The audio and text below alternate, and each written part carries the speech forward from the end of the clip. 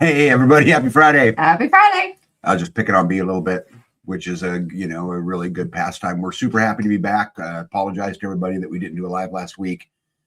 My day just got away from me, and it takes me 4 or 5 hours to put a live together, and I just didn't have it that day, and I didn't want to kind of do it halfway, and so we just skipped the live. And again, I apologize. I don't want to do that, and we want to continue to do them because we enjoy them and we get to grow, and we get to continue to build family, and that's a pretty cool thing, right? Yep. You agree with that? Dilly. That's all you got to say? Yes, I agree. What you said. Oh my goodness. This is going to be an interesting live, huh? The best that B has to offer is dilly. Anyway, so things have been busy here. We did the Festivus, which I'll show you guys just a couple pictures of tonight. I've been busy just kind of running, trying to get everything done, keeping the feed stocked. And I've been working on, my chicken processor out in the shop, which I'm getting very close. It looks great. Very close to being done. He's done a good job. Yeah, I'll show you some pictures of that. We've got some big meetings coming up on the political front here, which will be pretty cool. We'll talk about that. What do you got going on? What are you doing with your time? I was dilly I got the Christmas stuff put away. I swept the house. It's snowing. I had to break the ice yesterday on the pond. I got goats that are pregnant. I have no idea how far along, so I'm trying to make some kind of I don't know, place for them to do that. You want to get some of those in? Yeah. Skanes girl was first in. How are you, my friend? The beautiful Louise Wesley is here. Yep, we're plenty warm. My buddy Scott Horn's in the house. Good to see you. The king himself, Jeff, Juicy, Hefty, Lefty, Amazon, Mud Dauber, Slick, Phyllis. Wasn't there a new one? Hefty, Lefty. Did I skip those? Yeah, I thought Jeff, so. Juicy, Hefty, Lefty. Oh. Amazon, Mud Dogger, Slick, Phyllis. There was a new one you were going to add. I don't remember. Lucky Jeff. What was it? You agree there was a new one, right? Yeah. We were giving him shit about. Yeah. I don't remember what it was. Someone's going to have to help us. Yeah. Let's see here. Greatest name on the internet. Bubble Off Thumb. Is in the house tonight, as is my buddy One Step Closer. What's up, Squatchy? Good to see you. Let's see here. Terminator's in the house. Terminator, we have not received any seeds. I don't know if you got my email or not, but we have not. Did somebody say seeds? Yep. Jonathan Gardner. What's up, buddy? How are you? Life with Mike and Jen is in the house. Jen, how are you tonight? Good to see you. Nitos, how are you? How are you enjoying that off-grid life? Let's see here. My buddy Mo's in the house. What's up, dude? Indiana Mike, ahoy to you. Let's see here. Jules, haven't seen you in a little while. Good to see you. Dana Green, welcome in. One Step Closer wants to know if you've ordered your seeds yet. No. I'm going to go through what I've got. I've got a lot already. Yeah, and she saves a lot of seeds too, so we're not at a big need to buy a bunch, but I guess we'll see, right? Let me see here. Thistle Creek. Time though. How is Thistle Creek? Good evening to you. Let's see here. Matthew, what's up? How's it going? Let me see. Lindsay Free says hi from the Fort Worth Stock Show. Lindsay, I went to many of them in my youth. My dad showed quarter horses all over the country, and so I got to travel to many a stock shows. Let's see here. Sharpshooter, what's up, buddy? Good to see you. Mario himself is in the house. Says greetings, good evening to all my groovy homesteaders and freedom friends. And we cannot forget Mandy from Permatopia Farms. How is Mandy? I hope all is well with you guys. All right. Well, what you got on your list that you'd like to talk about tonight, Miss B?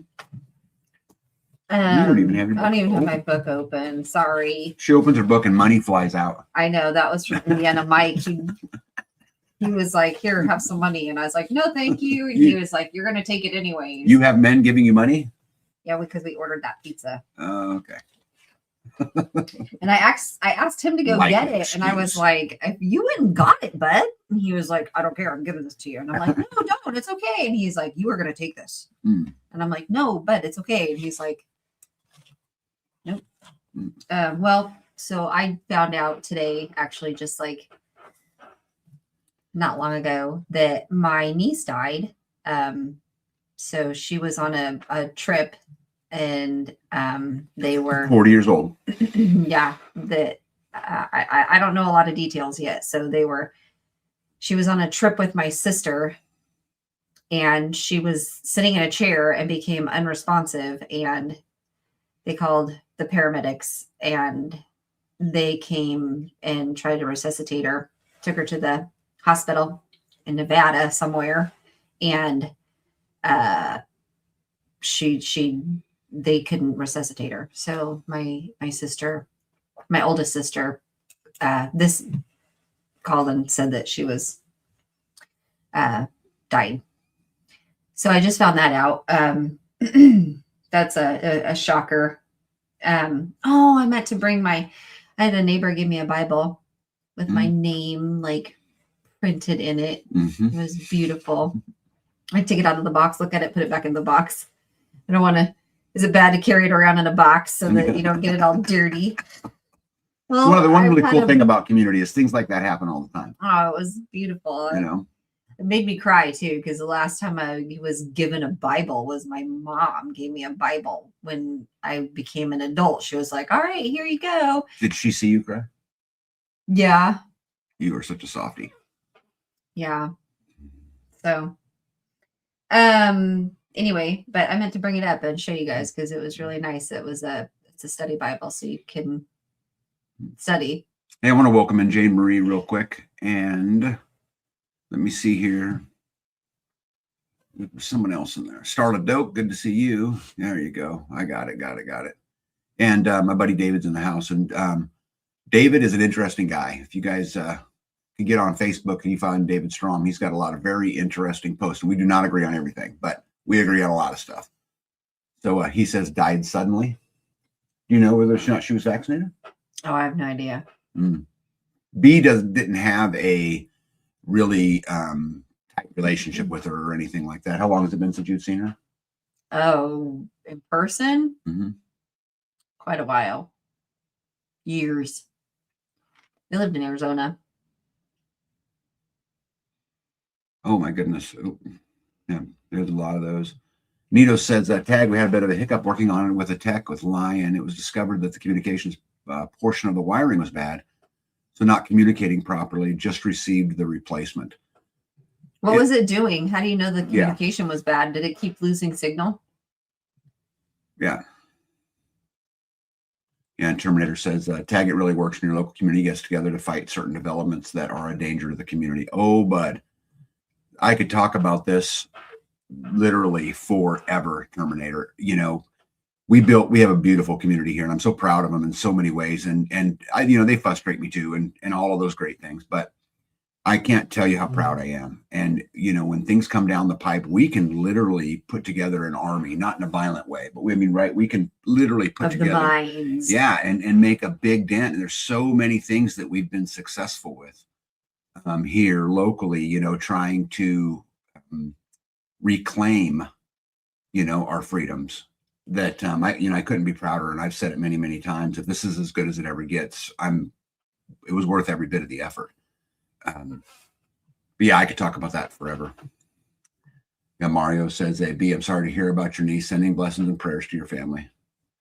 Nito says, so Bill will be on the phone walking through replacing. Yeah, it's pretty simple, but we would still like to know what it was doing, because that just makes me smarter, Mandy says, we have been busy with swells, berms, and planting about 500 to 600 trees.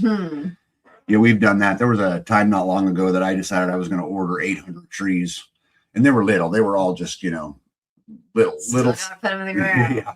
And so we decided on a weekend that B and I, we had somewhere we had to go. Where were we going right after that? Were we going to a festival or something? Yeah, we were doing something because we had to get out of there. We were getting ready to go somewhere. But anyway, we decided we were going to try to tackle getting all of them planted. And it was quite the task, but we planted all of them in a weekend. It was a lot, though, huh? It was a lot. It was a lot. Carrie Davis, welcome in, by the way. So, and those really tiny ones, we learned that you could just take the shovel and just stick it in the ground and pry it open and stick those little tiny ones in there and just push it back. Yeah, you don't really even have to dig a hole. Evil prevails when good people do nothing. Community for the win. Yeah, community is excellent, and I'm very interested to see what it looks like in 5 years. Because it will have gone through many of the different stages that really all communities go through. But looking forward to seeing it. Harry Kent Hempworth is in the house, as is Miss Paula. We are preparing our garden soil for spring planting by feeding in place nurtures microbes, enzymes, and worms. Permaculture. Oh. Yeah, it's a little early for that for us. We probably won't get much in. It'll be you'll probably start planting starts in February, right? And we'll In the greenhouse. Yeah. And potatoes will get in the ground right in the middle of March. A couple other things like that, but there's a lot that we won't even start till even April, right? Because you don't put tomatoes and stuff out here till May. No, but we start them in the greenhouse. Yeah, earlier, but you still don't put them out till May. Right. So you don't want them in the greenhouse Mother's for 4 Day. months. You do? Why don't you tell them about your gift you got from Tractor Supply? Oh yeah, we went into Tractor Supply. What were we going for? We were getting something. No, I went in there. I needed some bolts or something. We were stopping for something real quick, Yeah. and we walked up, and there was a sign outside that the leftover Christmas trees in the planted buckets. So live trees. It said free, and so we took 7. We took 7. Yeah, Well, I said go get them. Like I was a part of it. Yeah. I said, we took 11, by the way. oh, I was headed. Oh, I needed goat supplies because we've got pregnant goats. So I went to check out the the kidding supplies, and I don't know, mineral oil and baby bottles and replacements, and I don't know what I need. So I was just looking to see what they had available in case like I need to get something. I asked Louise, like, what do I need to get? Do I need like a goat puller? And she's like, I've never used that. How lucky are you to have a Louise? I am so blessed. I don't have any idea how many times I've taken a picture of something and sent it to somebody in the community and went, help. And they're like, okay, this is what's going on and this is what you're supposed to do. And they welcome in, love runs rampant, and conserve friends. Go ahead. Sorry. Yeah. But anyway, the trees, you got to stay on task here, babe. Okay. You free trees. You Lego. Yeah, we got free Christmas trees. So she says, we're walking in the door, and she looks at me and whispers and says, go get them. Go get some. So I stopped, got a cart, and took every tree that was there, loaded the back of Bee's Jeep truck, her Gladiator, as full as I could load it. Oh, and there was also your mom's bed. Yep. So there was the shitted day bed, and we got her a hospital bed so that she can get up and down better, easier, sit up, raise her legs, all that stuff. And we had to take her old bed away. So we had a day bed in the back of the Jeep, and we pull in. So he starts putting these trees on top of the bed, and he is like, sorry, I just had to put them in there. And I'm like, great. Yes, that's what I wanted. So I've got dirt in the back of the truck. Yeah, but it's cool. There's a whole bunch of trees, and we'll use them to create a screen somewhere. They're already like 4 feet tall. Yeah. So it'll be really, really cool. And we'll get them out in the spring. Right now, they're just in the greenhouse. But yeah, I fertilized them a little bit. Yeah, Permatopia Farm says, how do you water them when trees are small, or do you just leave it to chance to rain? So we don't. In a case of planting 800 of them like that, it's very impractical to water them. And so what you hope for is you just get enough rain. At least in our case, you get enough rain. Luckily for us, over the last 5 years, we've probably planted 3,000 cedar trees, probably, because we surrounded the whole property, all 40 acres, with 3 rows, and so that's a lot. And but we've had some big heavy rains, and so like this, coming up here in the spring, 95% of them are alive and kicking. You can plant them when they're dormant, and then they don't need as much water right then. and you can plant them when like in the spring, that they're going to be. I like planting them in the fall because then they go they're dormant when you plant them, then they're dormant when the season comes, and then the spring happens, and that's when all your rain comes in the first place. So hopefully Mother Nature takes over. And Starla says, we will never truly be free. Do you work for sustainability or stability or self-sufficiency? Can a person accomplish all three? I don't think a person can accomplish any single one of them by themselves. I think with community, though, I would say all of them are possible. Mo says, friend, I have sink trees in the lake near their dock to promote fish health. Oh, I think what he's saying. I have. Friend I have. So a friend he has sinks trees in the lake. Yes. Yeah, we've done some of that when we built our big pond. All the big stumps that came out, we put down in the bottom and at different elevations so that the fish would have great habitat. Sorry, Mo, it took me a minute to interpret Mo. Let's see here. Louise says Ace and Phoebe are in the honeymoon suite for the last. Oh, really? There's romance in the air. Yeah. Louise took our buck so that we could have some peace and quiet. Now she's got all the noise over there. Also, now he can pee all over there. Nito says also the screen to pull up the system status had vertical lines that were blank, where it lost communications. Interesting. So he has a screen. He has a screen on his. We just use our phone, but yeah, but it has vertical lines, and they were blank where it would lose signal. Mm-hmm. So it would lose signal, and it would go blank. So would you have to go in there and push the reset button? Would you have to remove a panel, push a reset button, and then put the panel back on in order for it to gain signal again? Neatos? Yeah. David wants to know if I have brothers and sisters. I do. I have one of each, actually. They're not as weird as I am, but... Right, they're normal. Yeah, I wouldn't go that far. Love Runs Rampant says, my husband planted probably 30 tiny baby silver maples in the fence line. I thought he was crazy at the time, but now they are getting big, and now I see his living fence. That was a vision genius. I cannot. Said maples and not males. Not males? So your husband is planting silver maples. It says males. You're like, what do they call that when an old person gets lost? What kind of alert is that? Silver alert. Silver alert. Now we know where they're going. Now we know where they're going. Hey, there's a YouTube for Primertopia Farms. You guys should go check it out, Mandy. What? Yep, I didn't even know that was there. So, can you click it? You can't. No, I'm not going to do it. I'm on a live, but I'll go check it out. I will absolutely be there for sure. Yeah, love Rodam says maples. I know, but it was fun. How do you protect from deer, etc., eating your young trees? Well, they won't eat the cedars, so I don't have a lot of problem with that. The goats do, Mandy. But as far as the fruit trees go, you got to really watch them. So, like, we fenced the entire food forest in an effort to try to prevent the deer because they have been hell, and not just the deer, the rabbits, and then dogs. Yeah, just get in there, lay on them, and just all of that kind of stuff. So we don't do anything as far as the cedars go because they're not likely to be eaten. But the rest of the trees we put, cages around or we fence them. Let's see here. Terminator says, I found Saskatoon berry trees, so I'm going to move them to my orchard. I love that. I like to be able to find things and move them where you really want them. He says she's learning William is a troublemaker. Yes. Did he get out? What was he doing? He's very eager. Mm.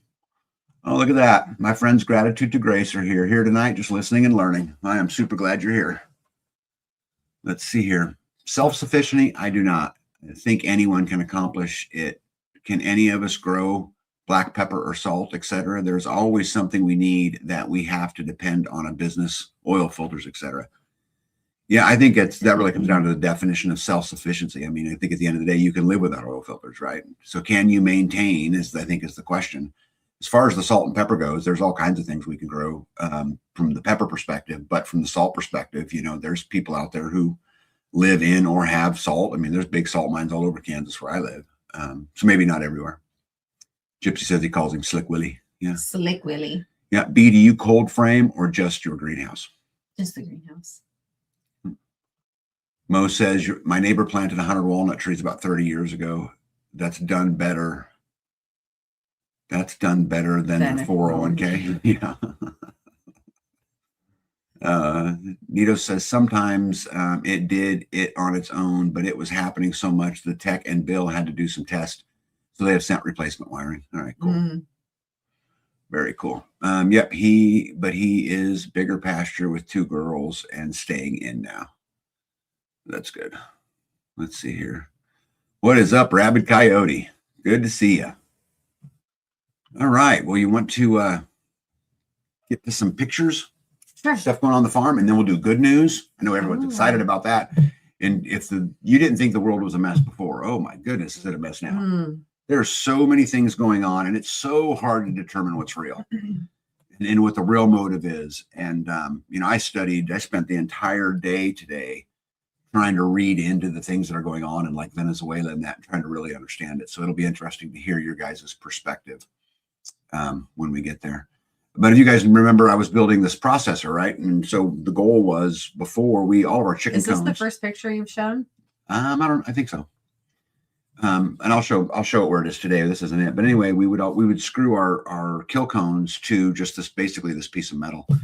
And then drag it around. It just wasn't very efficient. And one of the things I'm very excited about this year is I don't really have any big building projects in front of me.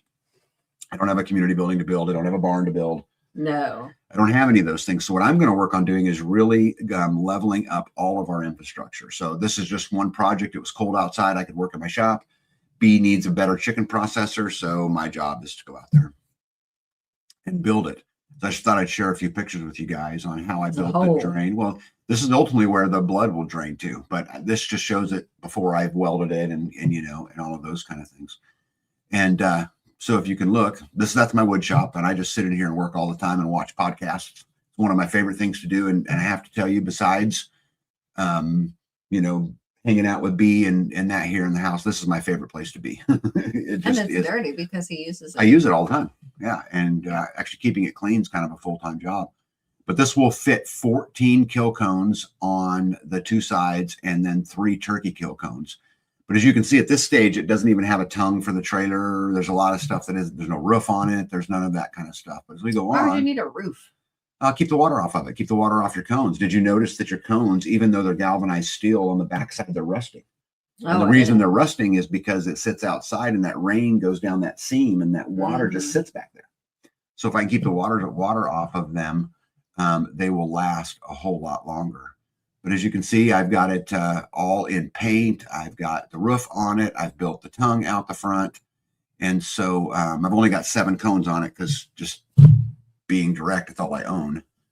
So I need to collect 7 more cones. Well, I mean, we may only need 7 at a time. No, there's only so many hands that can. Yeah, but when we get all of us get together. Well, true. When we have a whole crew and we have multiple chicken pluckers and we have multiple camp chefs. Yeah, and you get a bunch of people over, and if you could have 14 of them draining, right, at the exact same time, that will speed up. Well, it's not really at the exact same time. Well, yeah, kind of. I mean, yeah. I think we would get through it quicker. So anyway, there'll be 14 of those and 3 turkey cones by the time I'm done. I'm going to build a little thing on the back of it so B can put the plucker on there. So when we hook it up to the UTV or we take it down, let's say to the community building, because we're going to do a big processing day, which we've done in the past, that it'll be pretty easy. And then I can just store it, up on the fence line or whatever it is.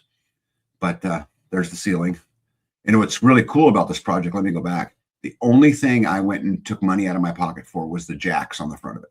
Everything else came out of, piles of metal, piles of tin, whatever it was.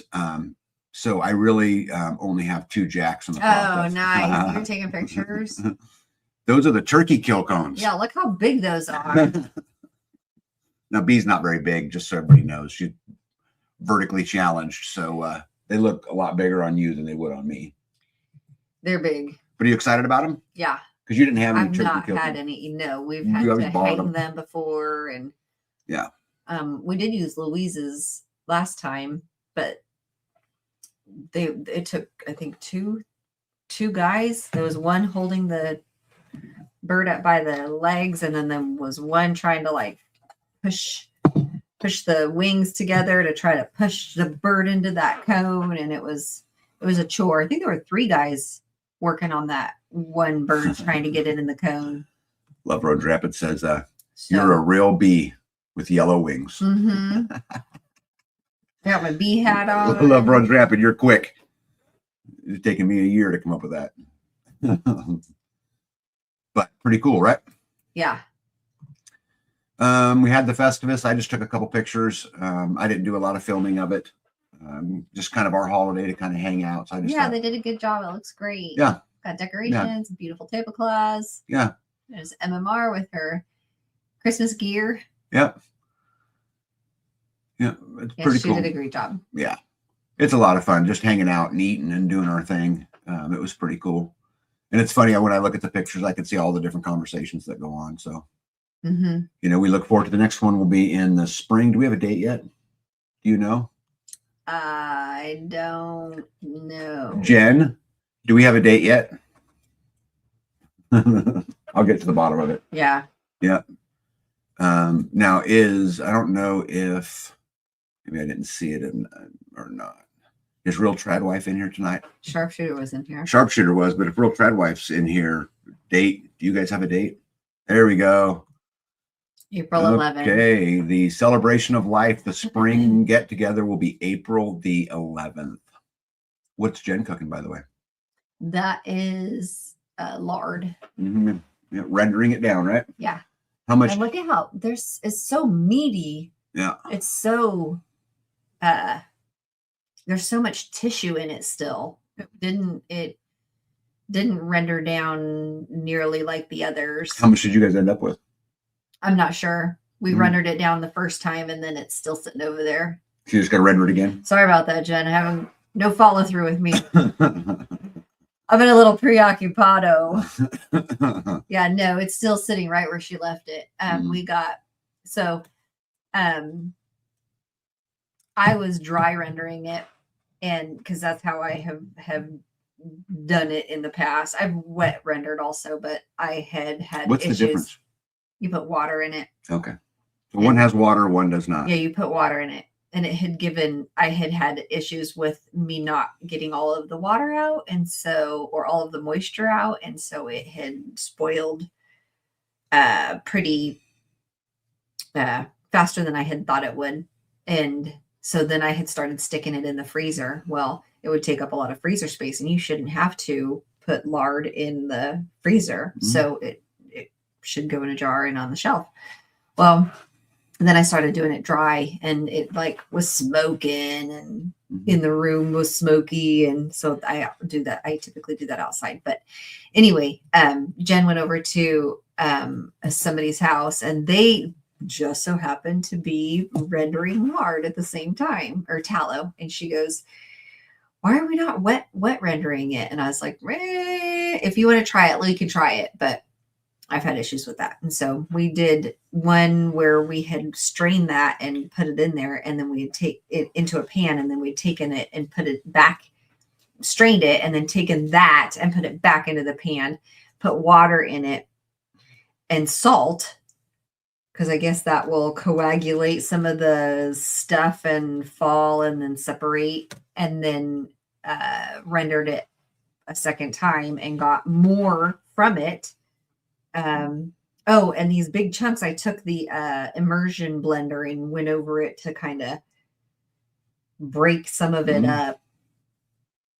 But I think there are 4 pans of fat down there, both tallow and lard, that eventually will Be get soap? to, or something. I Or mean, the something. lard, we've been eating lard from our animals for years. Hey, I've just always kept it in the freezer now. Kent, welcome in. I snapped a picture today. Why don't you explain what's going on here? Oh yeah, I had So This picture is today. yeah, I didn't know that was happening today. Hold on. I'm up here working on the live. You know, Friday is my day as I do that. I get up here. I know. And I get a phone call from B that says, Help. I ordered feed. They're coming right now. Right now. I don't have enough barrels. Help. Where do I put it? What do I do? Like, you tell me. Problem solver. Then I'm like, help. When will they be here? She's Fix like, it. 10 minutes. 10 minutes. He says he's 10 minutes out. I'm like, what do I do now? So Oh my goodness. I went and got the barrels that I have and I set those out. And okay, so I had ordered the last time we went and got feed, I ended up with 2 barrels and I thought that I was going to end up with more than that, but I had shaken the barrels and it had settled. And so I was able to condense and get enough in there that it only took up 2 barrels. So, well, I went through those 2 barrels and I needed more feed.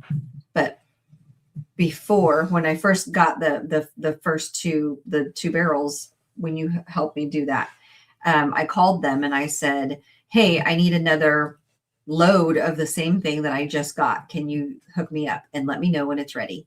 And I never heard from them. Well, I was out of food. Fast forward to yesterday, I was out of food and I went into the co-op and I said, do you have any bagged food available? He said, no, you got to go over to the store to get it. And I said, oh, hey, by the way, I had ordered food from you. And he goes, yeah, it's over at the storefront. And I said, what's over at the storefront? And he goes, you ordered 2,000 pounds of that feed that you got last time. And I said, yeah, like weeks ago. And he goes, yeah, I got your message and I filled it and put it over there. And I'm like, why didn't you call me and tell me that it was ready? And he goes, I don't know. I figured somebody else would have called you. I'm like, no. And I said, okay, well, how do you get on this like whole delivery thing? Like what has to happen in order for me to like you to bring it to me? And I first asked if he could bring me the big white bags that they put it in these big, what do you call those? These big white bags that you can lift up with a skid loader, and at the bottom, it's tied. You untie it, and I can manage it. I can like close it off and stop the feed, and then like open it up, and the feed comes out, and close it up, and it stops, and it's like super easy.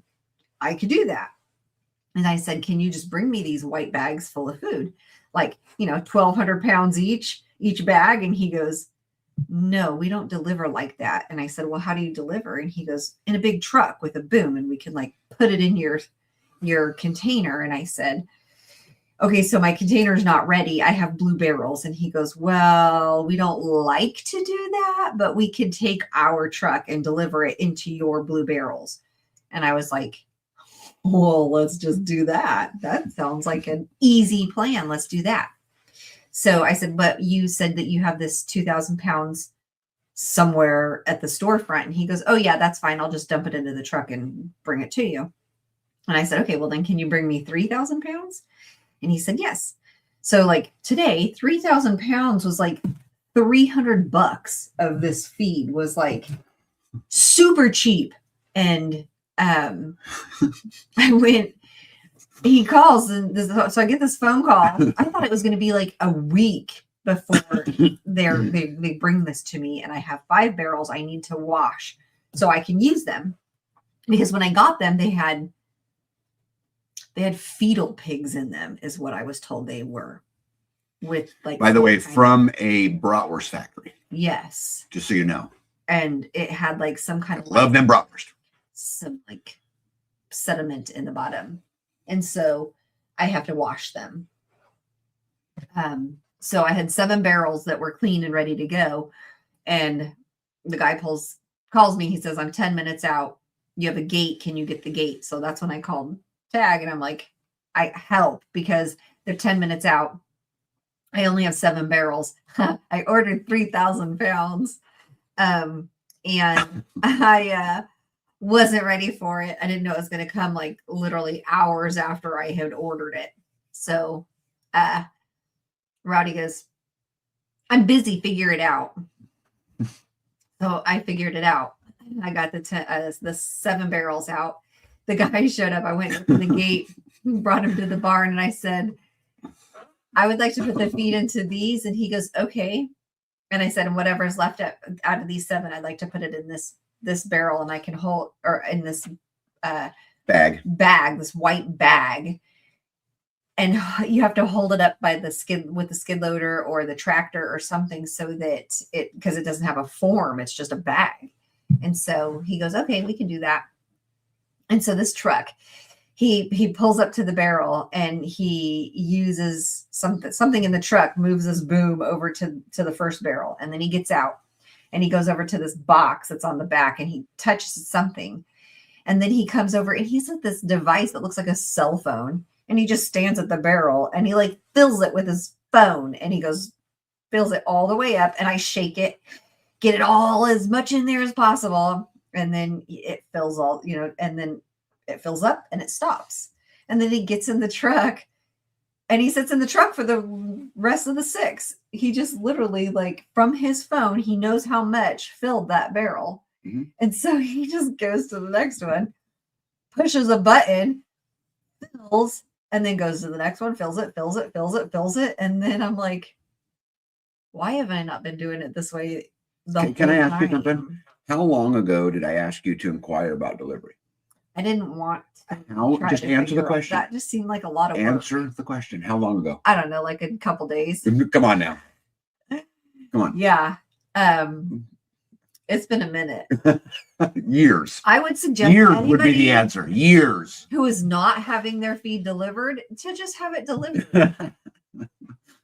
So yeah, it was super windy today, and the feed, he like lowers it, and it has like a rubber chute on the bottom. So he pretty much takes it right to the barrel and dumps it right in.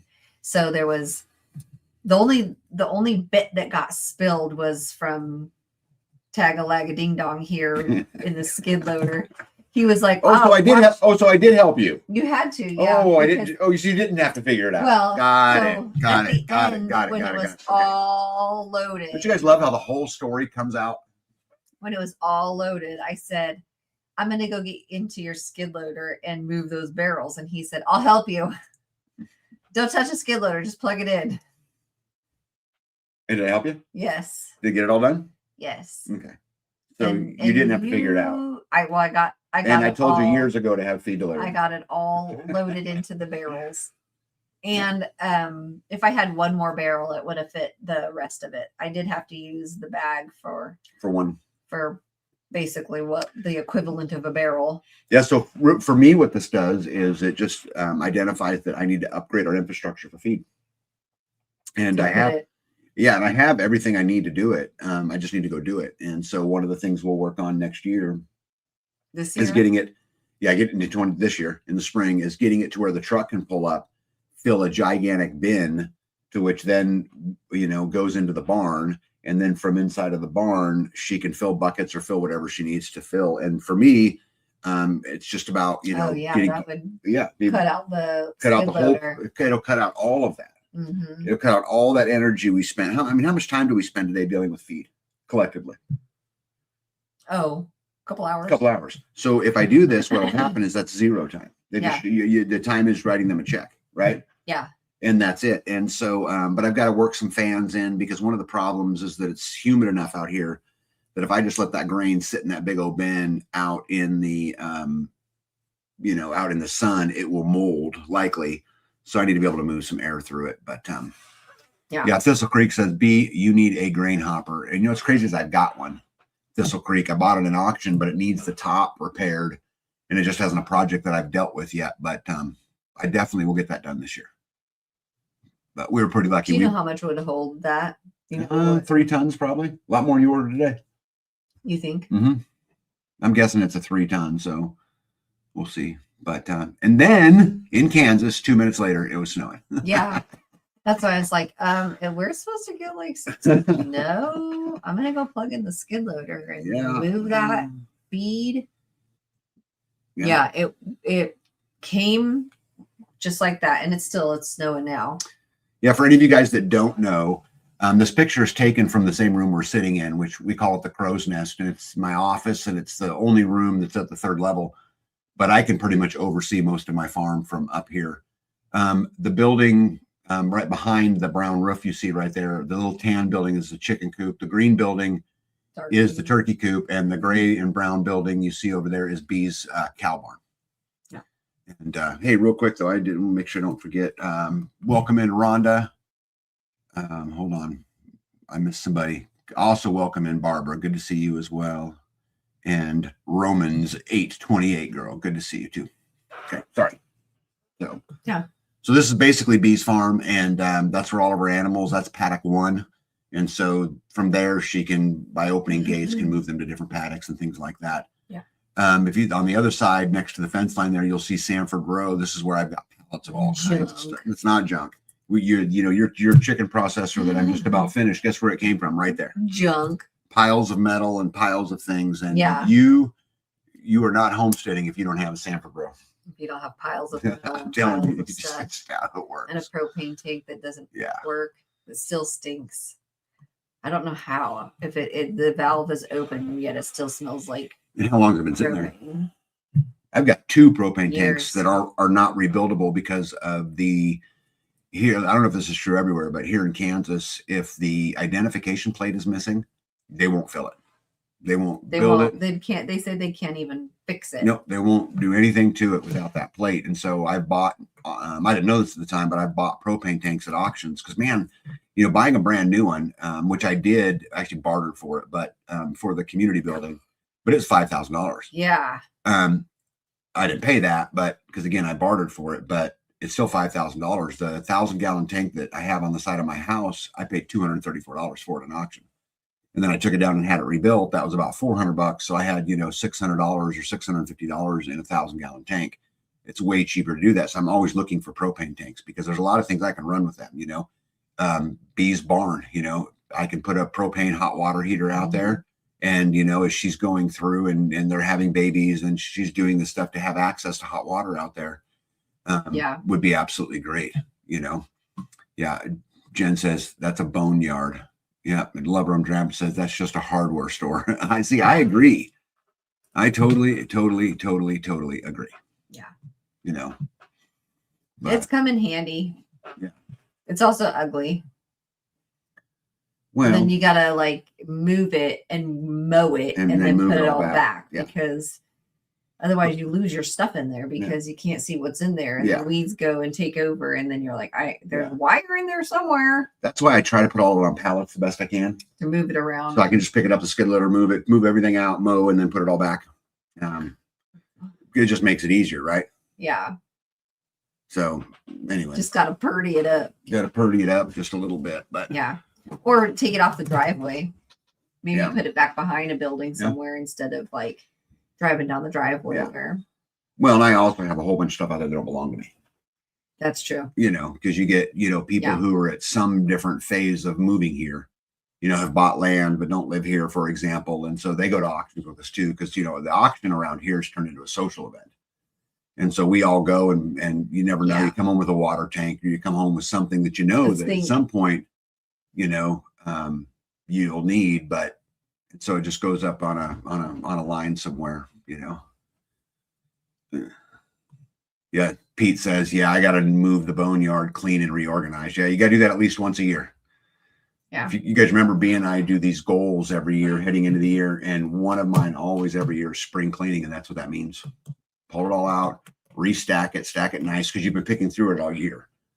So it's not as nice and stacked like it once was. Well, and other people too. Yeah, and other people and too. A lot of people don't, when they repile, they don't repile the same. Yes. They're in a hurry. Yeah. So, but we can go through and do that. And that, I think that'll be super nice. And there's less out there this year than there was last year. Yeah. Because a lot of it went Every away. year. Yeah. Well, and the siding is going away. There, use quite a bit of it and people have taken part of it. Yeah. I'm about to use quite a bit more of it. I'm going to line your feed room in your barn with it. Mainly because I have it, right? Yeah.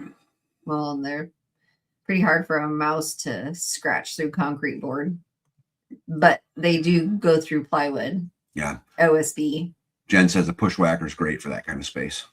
The problem is there's so much in there. Getting in there, I have to leave spaces between everything, and I've got it all kind of packed in there tight, so that'd be hard. But He does pack it. yeah, I do.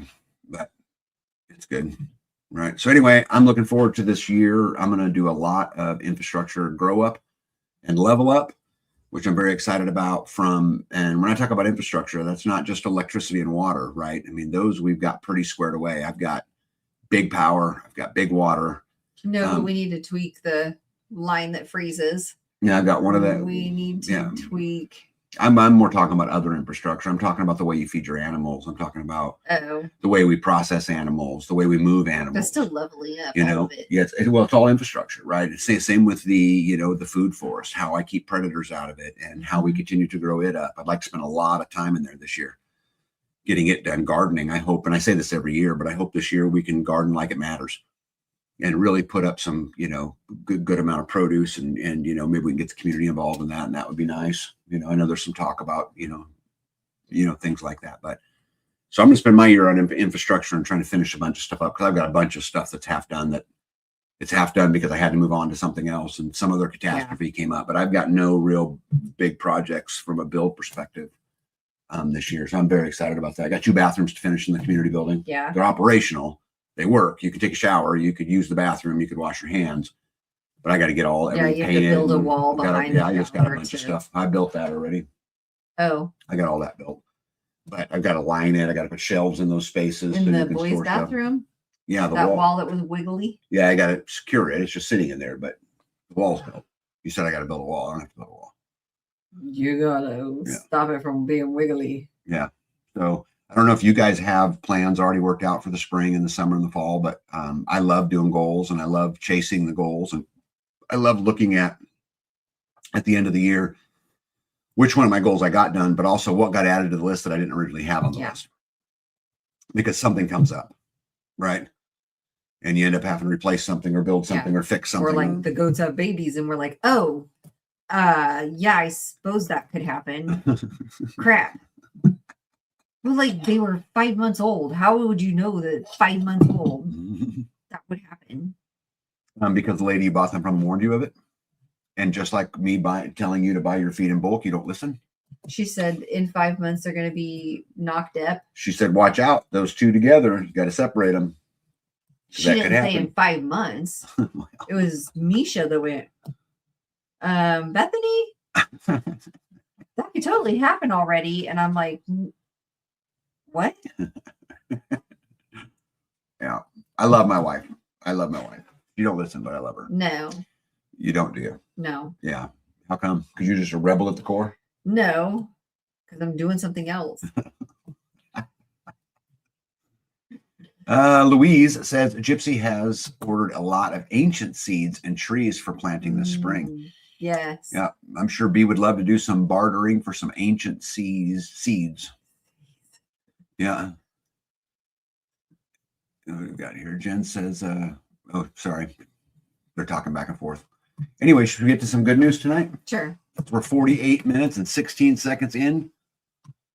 All right. Let's start with some news in Kansas. You guys, I don't know if you guys know this or not, but I like pointing out things that go on in Kansas because I live in Kansas and there's such a huge fight going on nationwide and everywhere about restricting the powers that be and freedom, and the movement's getting louder and louder and louder. So I like to point out what goes on in Kansas. Kansas House may be voting on HB 2204, which they did today, by the way, to ban the World Health Organization, the World Economic Forum, and the UN and globalist influences in Kansas. The opposition against this is crumbling as voting against this bill and aligning with these globalist agenda is not popular, even with the Democrat voters. Kansas media is censoring this, so it has to go viral among Kansans voters to let their elected officials know that Kansas should come first. Interesting about this, they voted on it today. There was about 20 Republicans that voted against this bill, but they got enough votes and it did pass the House. And so now it's on to the Senate to see if it, becomes law here, which I'm super excited about. Also, the Ohio political news, I found this story to be funny. It says Florida, Ohio, Illinois, Pennsylvania, and Kansas are emerging as the first states pushing to eliminate property taxes. Huh. which is true. There's a bunch of push about property taxes. Have said, many of the politicians have said they're going to get something out for the people to vote on this year in reference to property taxes, an amendment to the Kansas Constitution, which always gives me the EBGBs. But what I find funny about this particular post is that they have Nebraska yellowed out. Yeah. Wait a minute. Apparently, people in Ohio don't know where Kansas is. Yeah. I even sat up there and went, wait a minute. Does it say Nebraska? No, it does not. No, they think Kansas is Nebraska. Well, maybe they're talking about Nebraska then and not Kansas. Apparently, all of us in the Central Plains, we just look the same. They're just farmers. Yep, Reno. Overalls. Yep, in Reno County, Kansas, this week, a rural school district in Reno County announced Wednesday that the school would be closed for the remainder of the week due to student and staff illness. Richard Spencer, superintendent of USD 310 Fairfield, said that the school will be closed on Thursday, January 15th and Friday, January 16th. Spencer also said that all after-school activities will be closed on Wednesday. So basically what happened is a bunch of flu went into the school. Everybody got it. Everybody was sick. Yeah, flu. That's what they're saying. It was the flu. A bunch of flu went in there. Bunch of flu. Everybody a bunch of flu went in and flew them all up. Yeah. We just got this one taken. Good job, buddy. Yep. Good job. Yep. And so anyway, they closed the entire school. And that's interesting because you had someone talk about an illness going around in Kansas, right? Mm-hmm. You want to talk about that or do you not want to talk about that? Oh. You don't need to share the source. Don't mention your names. Yeah. We had somebody call and say, hey, there's some chat at my work that's saying that and they work in the healthcare world. Somebody up in your neck of the woods have their houses sick with what was it? Norovirus. Mm-hmm. Their whole house was. And she's like, is that you? And I'm like, yeah, that's in my county. Let's see here what we got. Jen says, guess that's why they are nicknamed the flyover states in the Midwest. Might be. Love Rodram says, in the meantime, Maryland is thinking of a moving out of the state tax. Pennsylvania looking more inviting. Not sure how that work out, but wow.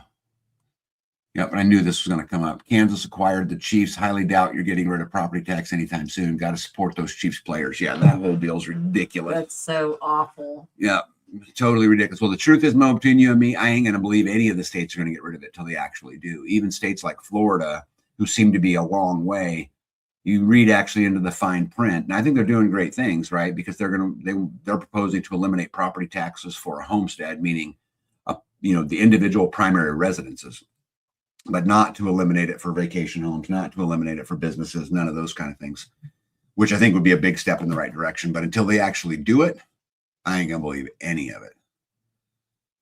Yeah. And Dito says you got to love our education system. People don't even know the states. For anybody that don't know, that little center yellow, that's Nebraska. We're directly south of that. U.S. Senator Roger Marshall, who is one of our senators from the state of Kansas, Marshall's Whole Milk for Healthy Kids Act of 2025 was signed by President Donald Trump on Wednesday, which is allowing schools to go back to serving whole milk. Whole milk, yep. Like vitamin D milk? Whole milk. Is that what you mean? No. I thought they were already serving whole milk. No, 2%. Oh. 2%. Well, thank goodness. Yeah. Terminator says, I hope Canada becomes the 51st state. I'm actually going to talk about that tonight. And I kind of do and I kind of don't. But anyway, we'll get to that. Going on right here in our very own community at our community building, we have a meeting coming up where we're going to be discussing with the Institute of Justice, which is out of Virginia. We're going to be talking about property rights and some of the things that we like and don't like here in our county, and kind of work on a coalition to kind of tackle that. And I'm going to kind of leave it at that because I really don't want to get into anything more than that. But the good news is that we do have a meeting with them, and they're very interested in cases where county appraisals or, noxious weed or, any of them would have entered someone's property against What their about consent. those guys that came and spray painted the trees on? And I was like, what's all this spray paint on the trees? And I was like, you're not cutting those trees down. And they're like, oh, we already trimmed those trees. Think And I about was- the old house. no, here. The red spray paint on no, the trees. there's an easement there, babe. So And that's not what you're talking about. I'm not You're talking talking about about if they pass through the easement. Yeah. So what if the easement goes all the way through and they were just, Well, it's in the regulations. Like on that road, it is, if I remember right, it's 10 feet. And on the front road, it's 25 feet, if I remember but right. people have easements through their properties all the time. Mhm. So they're allowed to just walk through there whenever they're allowed. Well, it depends on the easement. So, like, let's say you're hooked up to the grid and you have grid power. The line that's trenched to your house, most states on 6 feet of either side of that line, the entire way is an easement for the electric company. And they can come in and they can use that easement. You've given them that when you've agreed to accept their power. Isn't that exciting? Yeah. Let me see here. LeBron James says 14 feet from the outside line here. Yeah. And I know it's different, in a lot of different places. Also, Kansas has finally signed on to join the Convention of States. And I thought we would talk about this a little bit tonight. We are only 14 days into the new year, and already we're off and running towards multiple huge legislative victories for the Convention of States. So for those who don't know, the Convention of States is a grassroots effort to propose amendments to the United States Constitution through the Convention of States. The process involves 34 state legislators applying for a convention. Congress will call the convention and proposed amendments being sent to the states for ratification. The convention can only propose amendments that limit federal power, impose fiscal restraints, and place term limits on federal officials. The proposed amendments must be ratified by 38 states for them to become effective. So right now where they're at is they have 19 states fully on board. They have 27 states that have passed legislative chamber. That's the blue. Yeah, they have 33 states that have passed committee hearing. That's the yellow. Yep. And 100%, all 50 states have filed a Convention of States resolution. Right. This is not, I don't really know how I feel about this. I mean, there are things that need to be changed, like term limits would be a great example of that. They talk about amendments to limit federal power. Again, I'm for that. Some, amendments to control the internet, right? That people's, intellectual property isn't being violated, and that we can't be spied on through the internet, that we have a right to privacy. And you'd hope that that's the way all of that goes, but you gotta always be careful, because once we get in a position to where the Constitution can be changed, Yeah. right now the Constitution is changed. So I'd love to know what you guys think about that. Jules says, kind of makes me glad the electrical co-op forced me off grid. I don't want to give them an easement on my property. Yeah, I agree. Part of the reason I bought the land I bought is because it had nothing on it. There never had a water line. It never had an electrical line. It never had any of those things. So I wouldn't have to deal with those kind of things. But there are some days, I will tell you guys, it'd be much easier if I could just have your right? Yeah. I mean, there are times where, that would, Especially in the winter. Yep. Nito said we had a rep from the gas company knock on the door, only waited 30 seconds, then proceeded to open the gate and walk in and check the meter for leaks. Yeah. Well, and again, once they have their service to a particular place, in their contract, I promise you gave them the right to do that. Nito says, keep in mind, we have a large dog that bites. Yeah, they need to keep that in mind, and what's funny about it, they have the easement. You have the responsibility to keep a hold of your dog. They walk in your gate and get bit by your dog. I promise you're liable. I was going to say, you're at fault. Yeah. I promise you are liable. And not that I think you should be, but unfortunately, Well, yeah. That's, The dog's protecting its own property, Yeah. and some stranger walks in. yeah. So what do you think about the Convention of States? You think it's a good thing or I a don't bad thing? know. I don't know. I don't know what. There's always something hidden. You're like, oh, that sounds good, and then you're like, oh, wait, what else are they Yeah. doing? There's always something in the back that they're. What's the chances Not we could get showing, 34 states to do the right thing? Oh, I love this question. You can't get 34 people to do the right thing. First of all, Captain Toast, love the name. That is a great, wonderful name. Even if you have a Beware of Dog sign, actually, there have been court cases where the right. Beware of Dog sign actually hurt the owner. Yeah. And it hurt the owner because the slick attorneys have made the case that the owner is aware their dog is vicious. Mhm. If And you this is knew- proof that they're vicious. And because you knew they were vicious, you didn't do enough. So it actually has hurt in several court cases across the country. Gratitude to Grace says, have dogs need a sign that says security dog on duty, do not enter, fair warning. Yeah, again, we have to be really, really careful implying that the dog is vicious. So like our signs on our fence says dog on premise. That's it. Keep gate closed. Keep gate closed. I don't get into the warning. Yeah, security, guard dog, any of those kind of things, because again, those are those cases out there where it's come back to burn the homeowner. Let's see here. Nito said, I scolded him for not waiting. He could have been bitten. And Captain Toast for the win. Damn lawyers. Yeah. So you guys probably have heard there was a big Verizon outage, right? And I think this is a very fascinating thing to me, and I'll tell you guys why and how it relates right here to Kansas, actually.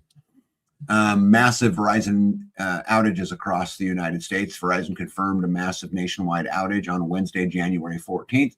Originally, they came out and said it's affecting just a few cities, to which then the left blasts out it's only affecting Democrat cities, but it affected a lot of the country before it was all done. And there's a lot of theories out there. And I'll share some of them with you. Laura Loomer talks about how hearing that the Verizon outages is more than just an outage. Sources tell Verizon had been hacked on the national level, and they don't want to disclose it publicly, and that the phones affected have actually been deregistered from Verizon system, which is why everyone was getting the SOS messages. Get this one real quick. Captain Toast says, by the way, I found you all after hearing you on macroaggressions. I stop in every now to check in, loving the homestead. You guys have made a ton of progress. Thank you very, very much. Did you know you were on macroaggressions? Yeah, it's been a while, but yeah, I had fun. Nito says, yeah, we discovered we have to be careful what signs we put up per the sheriff. Oh, yes. So another theory on the Verizon is the Verizon dry run, and recent reports claim terrorists are bulk buying first responder uniforms to be worn amid an attack, fooling us to think the jihadis are 911. It'll create havoc on a large scale. History says Verizon's third outage in a year wasn't a glitch. I think this is interesting too, and again, because it will kind of build on another story that I found I wanted to share with you guys. Why'd you have Little House on the Prairie on there? Oh, go back. Because it says when your Wi-Fi is down for 10 minutes, everyone turns into Little House on the Prairie. Yeah. Let's see here. Gary Davis says, are they preparing us to beg for data centers? Oh, there's a few theories.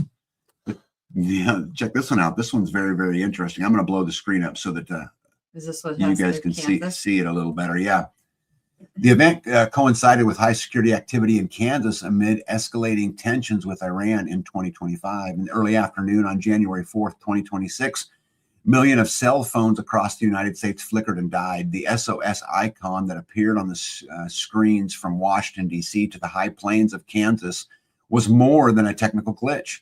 It was the development of a digital shield in a war that has moved from the mountains of Iran to the American heartland. For 10 months, the administration has been haunted by Signalgate, a March 2025 security breach that exposed the private communications of National Security Advisor Mike Waltz and Secretary of War Pete Hegseth. While the public focus was on leaked war plans, the original sin of the breach was the exposure of the Target 50, a list of high-ranking officials and their families whose logistical soft spots were accidentally broadcast to the world. So basically what they're saying is when that happened, the location, personal data, and this of the loved ones of those top 50 people were shared with the world. The pivot. From hard targets to family homes, intelligence intercepted throughout late 2025 confirmed that the Iranian Revolutionary Guard Corps had pivoted, finding Mar-a-Lago and the Pentagon protected by the newly installed Leonidas microwave shells, technology capable of frying 50 drone swarms with a single pulse. Adversaries began hunting for the extended circle. Sleeper cells began surveillance of the soft spots, the suburban grocery stores, the private schools, the rural vacation homes of the targeted 50s relatives. This threat turned critical this week when a new shadow AI scandal revealed that staffers were using personal AI tools to organize family travel, effectively feeding a real-time tracking map to foreign scrappers. On Monday, January 12th, the threat focused on Kansas. Families of the targeted 50 were quietly evacuated to a defensive triangle formed by Fort Riley, Fort Leavenworth, and McConnell Air Force Base. However, the IRGC followed. So if you guys know, that's that triangle that pretty much goes from Wichita, Kansas, to Manhattan, Kansas, and then to Leavenworth. So it basically creates a triangle. And in that triangle, we live right now, the triangle that they're speaking of. In the 48 hours leading up to today's blackout, local police in Oakley, Kansas, reported the mysterious grid pattern drone swarms. These were not hobbyist toys. These were hunting drones equipped with IMSI catchers designed to ping the identity and specific cellular signatures of the family members hidden on the base. So basically what they're saying is they moved all of these important people. They moved them to Kansas because nobody wants to live in Kansas, right? And anyway, they're saying that the Iranian bad guys that are here are following them around and trying to locate them. The Verizon suppression was like turning off the lights. Today's massive Verizon outage, which primarily struck DC and the Kansas corridors, appeared to have been a strategic kill switch, standard operating procedure 303. By suppressing the Verizon network, the primary carriers for the government and military adjacent devices, the U.S. effectively muted the beacons that the drones were hunting. You can't hit what you can't hear, one security analysis noted. While the blackout caused chaos for civilians, it provided the digital darkness needed for the FBI to move in. The capture in Thomas County. As the network went dark, the Kansas Highway Patrol used the silence to flush out the controllers using the thermal sensors from McConnell Air Force Base. They pinpointed a command van hidden in a drainage ditch in Thomas County. 2 individuals currently being held as unprivileged belligerents under the national security hold were detained. Their vehicle was reportedly a mobile ground station designed to coordinate the very swarms that have been probing the Fort Riley perimeter. For you guys who don't know, Fort Riley's home of the Big Red One, the 1st Infantry Division, and it's located in about the center of Kansas. When the van was intercepted, the drones over the fields performed hard landing, self-destructive sequences, a tactical move to wipe their flight logs. The new reality. As service slowly returns to DC tonight, the administration is moving towards a zero digital posture. Disciplinary action have begun against the staffers who big mouths via Signal and Shadow AI exposed these families in the first place. The expensive microwave zappers and the nationwide cellular suppression are the new front line in the war for the target 50. The government has realized that physical walls are useless if the digital door is left wide open. So in summary, the blackout, Verizon SOS mode used to strategically suppress measures against drone tracking. The FBI seizes the command van in Oakley, Kansas, occupants held on national security grounds, and the families of the target 50 remain under air gap protection at Fort Riley and Fort Leavenworth. That's crazy. Wow. Let's see here. Gratitude Grace says lots of good reasons to know your emergency responders. Yep, Captain Toe says, I wonder if some of this is related to the recent Department of Justice ban. Mo said they could stop Verizon outages if they forced Verizon to give back any of the affected users' monthly bill. It happened. Yeah, that would work. This article I found super fascinating because you can find all kinds of stuff on the internet, right? Yeah. All kinds of stories. But when you start seeing things that collaborate it, right, you start running into things that go, totally different sources. So I want to kind of add to this story just a little bit and see if this changes things for people. So when we rolled into northern Oklahoma today, and for those of you guys who don't know, northern Oklahoma would border Kansas. Okay. Kansas isn't Nebraska. I just got to add it, right? So when we rolled into northern Oklahoma today on I-35, it was absolutely nuts. This is on January 14th, right? At the same time. First, the scale house at the state line was packed with trucks and more highway patrol than I've ever seen in one area. Every vehicle I saw stopped had several highway patrolmen at the scene. Being stopped for speeding usually doesn't draw this kind of attention. Some spots I saw highway patrol lined up 3 to 5 deep, just waiting. Something is definitely going on. Mm-hmm. Right? So just like south. Traveling around the... Yeah. So where this picture is taken, and they're talking about the state line. This puts them about 20 miles away, 30 miles away from McConnell Air Force Base, which was mentioned in the other article. Okay. So this is all about the same space, and again, different sources. So this would lead me to believe that maybe there's something to it, that they're looking for something. I don't know. And, of course, we're never going to know. But Yeah. I find it fascinating that I could find two different stories that kind of line up together just a little bit. From different people. Yeah.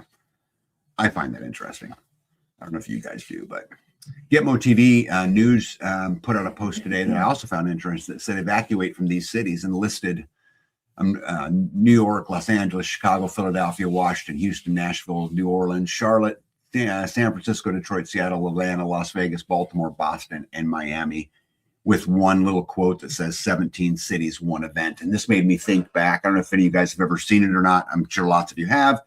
There was a TV series out called Jericho a few years ago that basically the story was a nuclear bomb was set off in like 10 different cities simultaneously. And it was the aftermath. The show was about the aftermath of this and how towns came together or didn't, right? How people came together or didn't, what role the government played, what kind of stability was there. And so one event. 17 cities. Yeah. So I find that interesting. The Verizon outage wasn't a glitch. This is what was really happening while America's phones went dark. During the national Verizon outage, millions of Americans suddenly lost the ability to call, text, upload, or live stream. And at the same time, people were filming low-flying military helicopters over residential areas. No alert, no warning, no explanation tying any of it together. The timing isn't random. When phones go dark nationwide, real-time visibility disappears, live stream stop, uploads freeze. And while communication was down, military aircraft were already in the air, moving quietly without public explanation. That was just 2 days ago when that huge airplane flew over our house. Two of them. Low. Two of them real low. And those were refuelers. Those weren't surveillance or anything like that. Where were they headed? Which way were they headed? Towards Fort Leavenworth. That way. Are you putting pieces together? What's going on here, B? No, I was just saying that we had same day we had. I looked up. I was like, "Whoa, that's close." And I looked out the window and I was like, "Whoa, that's low. Where are they going?" It looked like they were landing right over here, like Topeka. I put this slide in here mainly just to say this: that if you go back and you look at Norman Schwarzkopf prior to the Iraq invasion back during the first Gulf War, they asked him, how are you going to take on the fifth largest army in the world? Because at the time, Iraq was the fifth largest army in the world. And anyway, his quote, I'll never forget, he said it was actually quite simple. First, we're going to cut it off and then we're going to kill it. Yeah. And, that's pretty much the tactics of how a lot of these things work, because, you go after the communication systems first. Because if you can't, if you can't communicate, you can't organize, you can't, orders don't come down, whatever it is. And so, I don't know why the Verizon thing went down. My phone was super rough for that period of time, but I do find it very interesting that I found separate sources kind of talking about weird stuff going on in the same area, and then low flying, helicopters. And those aren't any kind of helicopter. That's an Osprey, for those of you who don't know. Flying around the area, something's clearly going on. That would not be normal behavior at any stretch. So, who knows, right? I mean, I'd love to hear your guys' theories. I believe I saw a military plane circling very low over St. Joseph, Missouri on that day. Yeah, and Mo, the area pretty good, right? But Leavenworth to Fort Riley, to McConnell, and then also you have Forbes in there, which would be in there. And you're actually not very far from Whiteman as well, which is where the B-2 bombers fly out of. We bomb a lot of foreign countries. A lot of times they fly right out of Whiteman and fly all the way over to wherever and then fly back. Yeah. So would you say Leavenworth, Wichita, what? What's up, G-Dog? Says military aircraft not affected. Can't confirm or deny. What were you saying, babe? What was the triangle? What'd you say? Well, what they mentioned Yeah, what Omaha. what they mentioned was in the article the triangle between basically Wichita, Kansas, Leavenworth, Kansas, and Manhattan, Kansas. Yeah. But all around there, you also have Strategic Command in Omaha, which would not be very far from Leavenworth. Right. You've got Forbes Field, which is a refueling military base in Topeka, Kansas. And then you got Whiteman Air Force Base just across the Kansas line in Missouri. Those are all big, important, strategic places for the United States military. Anyway, something to ponder for sure. Hey, tonight, probably want to add me back to the stage, huh? You got a warning that when you did that, it popped up as yeah. Okay. Don't do that. Don't do that. Before I get into this next thing, I wanted to kind of preface what I'm going to a little bit about what I'm going to talk about. Yeah. See here, Jen says we had helicopters and planes for 2 days, the gray kind. Wasn't normal for me to see lots of black smoke from it. Got me looking at it. It was 1,000 foot or less. That's what B was saying. Why Verizon? All those families were on Verizon. Hard to believe they would all have Verizon, except that's what the military uses. Not the military, the government.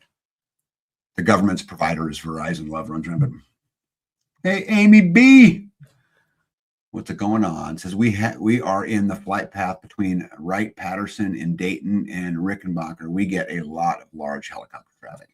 Yeah, we get some periodically too, and I would not say what we've seen here is abnormal. The altitude was a little abnormal, but yeah, just it was a big plane for it to be pretty low. Yeah, and we've been having some of that, but I think the Ospreys flying over Wichita and them mentioning Wichita and the truck driver saying there's highway patrolmen everywhere and they're pulling everybody over right outside of Wichita, which is, McConnell Air Force Base, is collaborating, I think, is just really the word that I'd use. Anyway, I want to start this by saying I want to talk about Renee Good and all of the stuff that's going on with it. But I want to tell you guys, I'm going to kind of go down a road of kind of arguing both points, and I'll tell you my opinion at the end. But I think there's so much more to this, than what we're seeing on TV. And there's so many more pieces of it. I think we have to understand that it's not just simple. And although what is? Yeah. Right. And so anyway, I just want to say that before I get into it, before people start yelling at me, because you guys just might. So JD Vance absolutely nailed it on Renee Good. And again, you guys, I'm going to talk about both sides, right? She's absolutely nailed it. She's a victim of left-wing ideology. What young mother shows up and decides she's going to throw her car in front of ICE officers enforcing legitimate laws? You've got to be a little brainwashed to get to that point. Renee Nicole Good is the perfect example of what happens when you take white female liberal ideology way too far. They still want you dead. Renee Good is the epitome of the modern day liberal white woman. Hey, Mary Michelle, welcome in. 37 years old, lost custody of her 2 children, fled to Canada after Trump won in 2024. Her career, she's a poet. Moved to Minneapolis from Canada to fight for the rights of illegal aliens, enrolled her only child she had custody of in the Southside Family Charter School, whose mission is to put social justice first and prioritize involving kids in political and social action. Through her involvement with the school, she joined ICE Watch, a national coalition of activists dedicated to disrupting ICE raids. Lost her life while obstructing ICE as a result of assaulting a federal law enforcement officer with a deadly weapon in her car. If we want to be serious with law and order, anything short of outright abolishment of the 19th Amendment would be a grave half measure. Yeah, Northern Girl Hobby, I could not agree more. It's a horrible nightmare. It is. And there's so much to this story. But I thought we would start with, they talk about abolishing. And this is crazy that people think this way. Sorry, I completely disagree with the statement of abolishing the 19th Amendment. Do you guys know what the 19th Amendment is? It says the right of the citizens of the United States to vote shall not be denied or abridged by the United States or any other state on account of sex. This is the amendment that gave women the right to vote. Yeah. So we have people. Let's abolish that one. We have people. Get it out of here. On the right saying the solution is we shouldn't allow women to vote. And maybe what they're saying is we shouldn't allow white women with blue hair to vote. But either way. Yeah. Right. I mean, that's a fundamental right. And so I think it's absolutely crazy that they would even bring those kinds of things up. Disgusting lies like this from the Washington Post are going to get ICE agents killed. They're actually claiming the agent in Minneapolis wasn't hit with a car by Renee Nicole Good. Look how hard she hits him from the camera angle the Washington Post is ignoring. I watched this and he was struck with a car. Originally, I didn't think so. The first time I watched a bunch of the videos, it really looked like he jumped out of the way. But in the video that she's talking about there, he was absolutely hit with a car. And we can talk about whether or not, I mean, I think you obviously have a right to defend yourself. But again, I think there's really a lot more to it. And we're going to get into that. Interesting. So they went and created a GoFundMe page. And right, did you see that? Did you know that the donations were paused? I did They not. stopped them because they released a video of Renee's wife saying, and I quote, "Drive, baby, drive, drive," as she ran into the ICE officer. And so now there's a GoFundMe page where the proceeds, which by the way, they've raised over $1 million. Yeah, that's what I thought it Yeah. was. Those proceeds would go to Renee's wife, who encouraged her to hit the pedal, right? But again, I think there's still so much more than that, which obviously we'll get into. Democrat mayors are now falsely claiming that ICE is committing crimes. Minneapolis Mayor Jacob Frey is now telling his crazed followers to take up arms against federal agents who are simply carrying out their constitutional court orders. Tim Walz calls on Minnesotans to stalk, harass, and record ICE agents in a lie-filled rant. This is interesting too, because at the end of the day, you have the right to protest. Yep. You have the right to assemble, and you have the right to free speech. Yep. This is true of every American citizen. And no, I do not believe that someone who is not a citizen that the Constitution applies to them. So that's not what I'm saying. What I'm saying, as an American citizen, you have the right to do all of those things that Tim Walz talks about. You can protest, you can do these, but and I'll read it here in just a second. The amendment says peacefully protest, right? It uses the word peacefully. I think Renee Good is dead because liberals gaslit her into thinking she could do whatever she wanted in the name of social justice. And I think we have a big problem, a big, deep problem going on here. A teacher at Mason Northwest Webster in Iowa is screaming lies at her class about the ICE shooting Renee Good. She scolds the class for questioning the incident, saying that Renee Good broke no law and was murdered by ICE for following orders while giving the false account of the incident. The teacher then tells the students that they are endorsing the murder of U.S. citizens if they support ICE agents defending themselves. This is a blatant political indoctrination of our school systems. Let's see here. Amy B says, First Amendment. That's correct. Mario says, and you have the right to be arrested when you break the law and step out of the normal protest. That is also correct. Let me see. Yeah. Yes, I would agree with that. There's another piece to that, but yes, I would. I think it's a great idea to always carry your phone when protesting. That way, when you break the law, they can track you and arrest you. Right. 100%. Okay. Again, here's where the problems begin to come in. U.S. Immigration and Custom Enforcement's assault on ICE are up over 1,300%, and the death threats are up over 8,000%. The hostile rhetoric from Governor Walz and Mayor Frey perpetuates these attacks on our brave men and women in ICE. If agents can demand, let me back up. So Kristi Noem came out and said that Americans should expect to provide ID if asked. I have a big problem with all of this. If agents can demand proof of citizens without reasonable suspicion, the protection against unreasonable search and seizures are meaningless. Let me say that another way. If someone walks up to me when they cannot articulate reasonable suspicion of committing a crime and demand that I ID myself, they have violated my Fourth Amendment rights. We have a right as citizens of this country against unreasonable search and seizures. So do they have the right to ask you if you're a citizen? Like you're like, I have the right, I'm a citizen. They have a right to ask you whatever you want, but you have the right not to answer. See, the way it works, babe, at least in most states, and this isn't true in all 50 states, but in most states, a police officer cannot demand your identification unless they can reasonably articulate suspicion of a crime. That's how it works. So the ICE agents are going around asking Well, Chris, they're looking for specific people, or they're just looking I'm for sure- people who are not legal. I'm sure the vast majority of them are out there trying to fulfill the mission that was given to them, right? I don't doubt that for a second. And their mission would all be different. No, their mission is to deal with the illegal immigration issues, right? Yeah, but some are probably hunting them down. Some are probably Of doing course, this. of course, but it's all the same mission.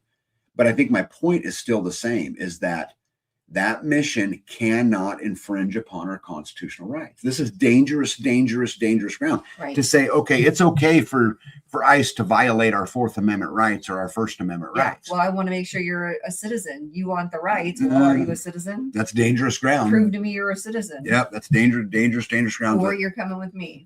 Yeah. If we want to talk about Renee Good running her car into the ICE agent, which is unacceptable, right? In any way unacceptable, right? You can talk about her not following the law, right? And so what law did she? Well, we'll get into that, right? We're going to get into that. Let me get on to the next slide here. Let me see here real quick. They were not married. The girlfriend changed her name in 2023 in a separate filing, but no marriage certificate was ever filed. Okay.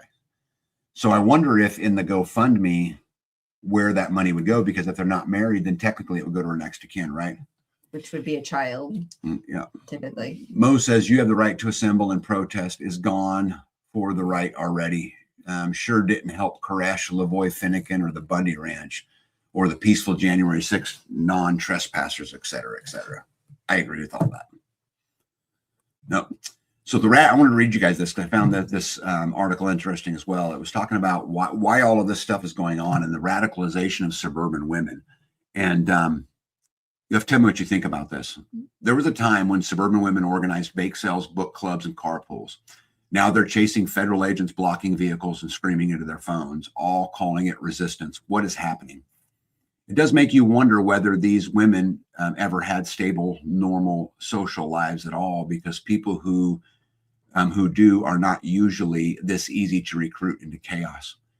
Two recent pieces, one from the New York Post and another from the Town Hall, describe the same phenomenon in different angles: a growing number of women inserting themselves into ICE operations, filming confrontations, interfering with arrests, and behaving like extras in a low-budget dystopian film they wrote in their own heads. The other day, our very own Lisa wrote about how these women are being recruited to go out and put themselves in harm's way to confront ICE agents, never mind about these hysterical women not knowing while they're doing this, and let alone in doing so, they're actually attempting to protect the worst of criminals. Do they know? Who knows? Do these women think they are being brave or heroic? Maybe they believe they are changing the world, but I doubt it. They just want attention and to be the star of their own viral video moment. Ask Renee Good how it ended up for her. These women are being used. Let's start with the basics. Obviously, these women do not understand immigration law. They do not understand federal jurisdiction, nor do they understand warrants, detainers, or enforcement policies. That they just don't give a damn. But what they do understand is vibes, slogans, and intoxicating rush of feeling morally superior on camera. Everything is framed as if the camera is more important than reality. Women, chase ICE vehicles like paparazzi. They crowdfund their activism and collect followers while pretending they are martyrs. Just Google organizations who pay for ICE protesters and see what you get. Then there is the delusion of safety. Many of these women sincerely believe that they are protected from consequences. They joke about privilege as if it was a magic shield. They assume the world will bend around them because they think it has always done so. The death of Renee Good should have been a wake-up call. Instead, it has been treated as fuel. Instead of passing, reflecting, and rethinking, the movement has doubled down. These women get suckered into these organizations because they crave belonging, so these confrontations are not organic. These women are recruited, radicalized, and trained to perform outages. There is something deeply dishonest about the bravery narrative here. These women don't confront violent criminals, drug traffickers, and they shouldn't. Instead, they target uniform agents bound by rules, cameras, and restraint. I don't agree with any of that. Anyway, What we are watching is not civic engagement, it's emotional meltdown. These women's lives are empty and unseen. They feel unimportant, so they go out and think they are resisting tyranny, and they themselves, some main character in their own fantasy. If these women actually want to help immigrants, they would be doing boring, unglamorous work that real help requires: legal aid, housing assistance, and community support job placement. But that does not come with applause, cameras, or dopamine, so they skip it. That makes one thing clear: these protests are not about immigrants, it's about themselves. I found that was an interesting, interesting take. Some of it I agree with, and some of it I don't agree with. But anyway, I'm going to continue because there's a whole. I'm going to tell you guys my opinion on all this when I get to the end. Let me get these out here real quick. Brett Boyd, how you doing, bud? Says flood the country with immigrants, then create a form of martial law to create indentured slaves. Yeah, you and I are pretty close right there. Some people have wondered if the COVID medication is what may have made people absolutely crazy. I've read that. I have absolutely read that. Don't you technically have to have a permit to protest? No, you do not. And it's legal or not a protest when you're blocking roads. Now, obstruction is a whole nother thing, right? And that would be illegal. But you absolutely have the right in the First Amendment to assemble. So these people would be involved in illegal activity in obstruction for blocking the road. Yeah, the Truman Show and MK Ultra look real now. Yeah, you know what? I watched the Truman Show, Carrie, the other day just to make me feel better about the way I feel. It didn't make me feel better. Yeah. Yeah, Jamie says people have turned retard since the jab in several ways. I did not consider in building this, the COVID aspect in this when I was building this. Freudian reasoning, perhaps looking for a purpose, looking for a larger perceived good, maybe.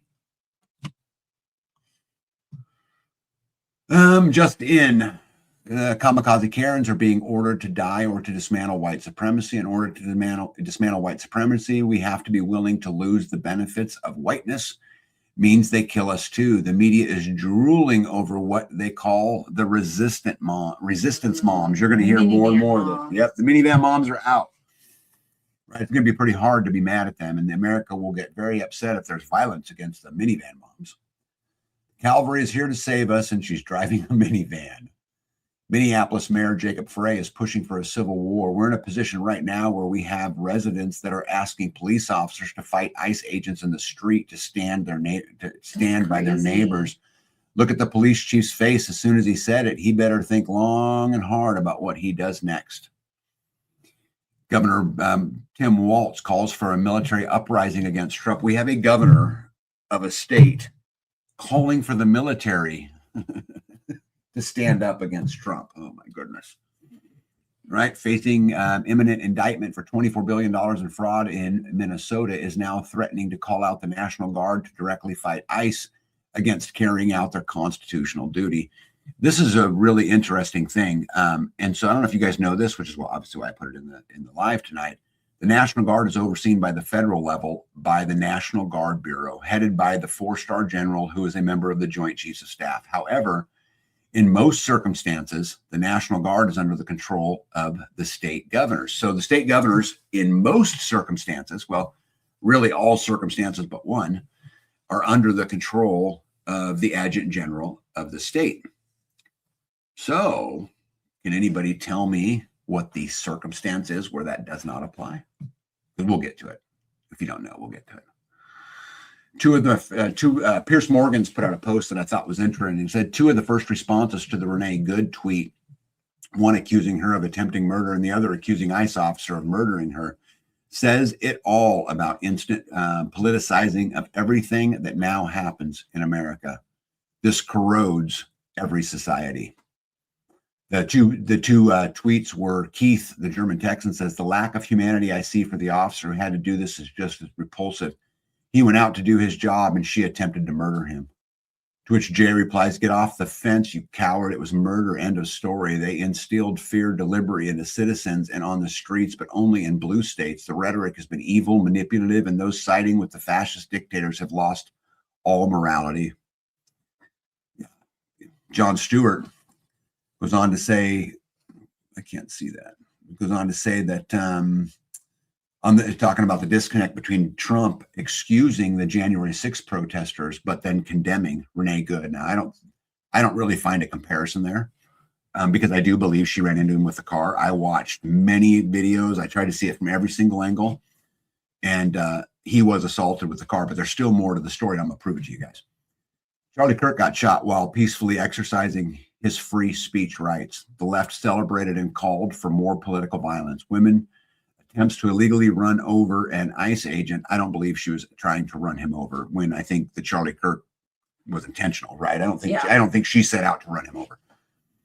Anyway, women attempts to illegally run over an ICE agent with a car and get shot. The left screams and protest. This is who they are. Never forget. Yep, you're very close, Jules. Very, very, very, very close. Like I said, Jason Bassler said this, and I thought, I'm going to speed up because we're at an hour 30. Said, I loved this quote. He said, look, guys, this is really, really simple. Just comply and you won't get hurt. Have you guys ever heard anybody say that? Mm-hmm. Right? So just comply and you won't get hurt. When they say to get out of your car, get out of your car. When they say turn in your guns, turn them in. When they say to get in the boxcar, you get in the effing boxcar. Why is this so hard to understand? Yeah.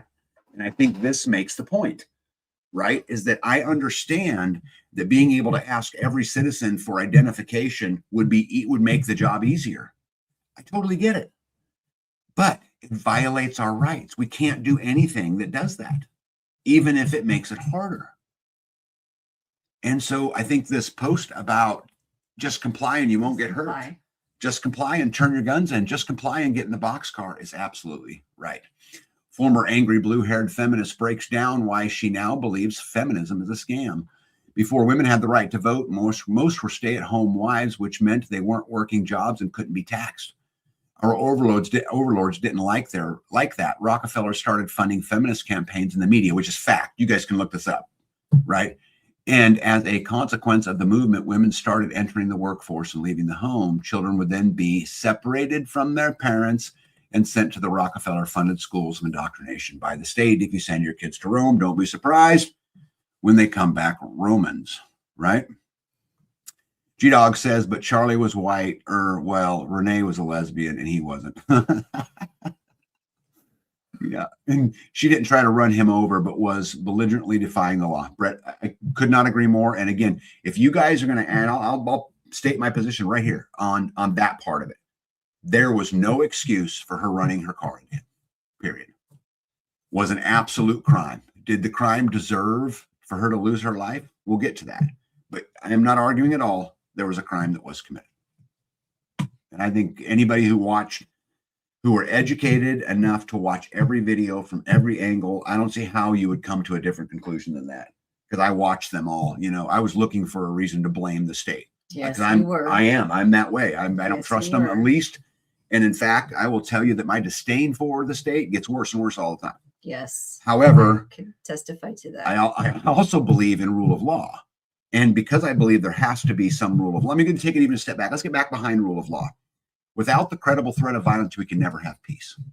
And I know that will rub some people the wrong way. Mm-hmm. The reason that is because you have humans involved. And there is such a thing as good and evil. It's just the way it is. But again, there's more to the story. So I decided to do a little bit of digging. So what does the actual rules for the Department of Homeland Security say in this particular situation? Okay. And this is actually from their stuff. Okay. While ICE policing generally prohibits agents from intentionally placing themselves in the path of a moving vehicle, the specific wording is found in broader Department of Homeland Security and Customs and Border Patrol guidelines stating, and I quote, officers should not place themselves in the path of a moving vehicle or use their body to block a vehicle's path. This is their guidelines, okay? Their guidelines. So it says in their guidelines, they should not stand in the front of a vehicle, okay? But we'll keep going. Often tied to training, emphasizing avoiding front approaches and reserving deadly force for imminent threats beyond just escape. DHS guideline, which is similar to ICE's, says officers and agents should not place themselves in the path of a moving vehicle or use their body to block a vehicle's path. Agents are trained to avoid approaching vehicles from the front and to use tactical 90-degree angles to prevent injury and crossfire per senior DHS officials. Policies, including those of ICE, generally bar discharging firearms at a moving vehicle unless it's necessary to stop an imminent, grave threat, not just to prevent escape. 1 mile per hour vehicle is not imminent, grave threat. It makes this point. And then finally, stepping out of the vehicle's path is a reasonable alternative to using deadly force. All of these things happen, right? So we want to talk about Renee Good not following the rules, but in fairness, the officer himself didn't follow their own rules. Well, you don't know if he was walking. He might have been walking. I watched the video, babe. Well, she came out and then went that way. So Yeah, and he pushed his hands on the front of the hood. he was coming from the car on this side. Was Yes, he walked around? across the front. No, he walked across the front. And I'm not suggesting that she is all of a sudden off, because there's just no way, right? She committed a crime, but would it not have been better to take a picture of her license plate, de-escalate the situation, and we'll go arrest her later? I mean, I think that at some point in time, we have to also hold the state accountable for the escalation of those things. Was that car, her car, was it wasn't going, it went and stopped. And then she started going when her When wife the people were out of the was car. yelling, go, go, go. Yeah, so the wife was out of the car and she was in the car. She wasn't headed to the gas station. She was going, and her intent was to stop them. Yeah. To me, to assemble and to ask your government for a redress of grievance should be done in a court or in a meeting and not in the streets. I do not believe the founders meant to protest in the street. I disagree with that, Starla, and I'll show you why here in just a minute. Let me see here. Who measured it at 1 mile per hour? Laugh out loud. Mayor Frey, who said he didn't get that injured. Yeah, and I don't know if it was 1 or 3 or 5 or whatever, but I still think we should be holding our officers to a higher standard. When I was growing up, they were heroes. Yeah. They've been through training. They've been through all this. And I clearly showed you guys tonight that their training says don't approach from the front of the vehicle. Don't put yourself in the path of the vehicle because of crossfire, because of danger, because of all of those things. The other thing is we have to ask ourselves is why was she being detained? And the reason they were trying to detain her is because of obstruction. She had stopped her car, preventing them from going forward, which is another crime. Yes. And she should be prosecuted for that crime. Yeah. Okay. But I don't think it was worth her life. And I think that the penalty should fit the crime. And I think it's tragic in every way. And, there are 3 punishments. We talk about them in the community quite often. There's only 3 punishments out there. And, the first one is loss of property. Whatever happens, they take your property, your money, right? Whatever, they fine you, whatever it is, that's followed by your loss of liberty. They put you in jail, and ultimately the loss of life. And those are the answers to every single problem. And I think we as a country should expect that our law enforcement officers, all of them, soldiers, I was a soldier, they train, but they're held to a little bit higher standard. And I don't like the heavy-handed approach that happened with Renee Good. And I think there was a better alternative. I guess I'll just say that. The cars were getting stuck. There was ice and snow. Imminent and grave threat happens at 1 mile an hour. Anybody notice that people that are doing this is predominantly sexually messed up and confused people? Yeah, that's why I read that other article earlier. And it's crazy how the hippies of the 60s, many of them turned into the professors of today who educate our kids, right? Yeah. And it's just been this huge progression over a long period of time, because at the end of the day, you guys want to know who the victim is here, right? Because I think there's a few. I think that Renee Good's a victim. I think that was unnecessary. I also will tell you the officer's a victim, but for different reasons. Renee is a victim because she has been, programmed by that thing on the left, and we have this hate, the left's been calling for violence in the streets for how long? And so I think at some point the left has to be culpable to some part of this, right? I mean, at the end, Renee, she had her actions, but I think we have to put blame also on the left, and there's some culpability there on the same side. On the right, why is it okay to have that heavy-handed approach? instead of to just de-escalate the situation. It'd been very easy to say, I mean, they show it on camera. The first thing they do, they go over, they take a picture of the license plate, let her go. De-escalate. She wasn't going. Hmm? She wasn't going. She was stopping. Yes, they tried to get her to go out of the car, which they went. As soon as that happened, she began to move. The officer put his hands on. He moved further. He pulled his weapon and fired 3 rounds. Shot her in the face. Yeah, so they were trying to let her go. Like, Mhm. go. Leave us alone. Go. And she's like, no. They were No. trying to get her to stop and get out of the car. They were asking her to exit her car. Once she stopped them. When she was obstructing justice, she was stopped. Yeah, before that, they wanted her to go. They did, but they wanted her to once go she started, on her merry way. babe, I'm not arguing she committed a crime. Got it.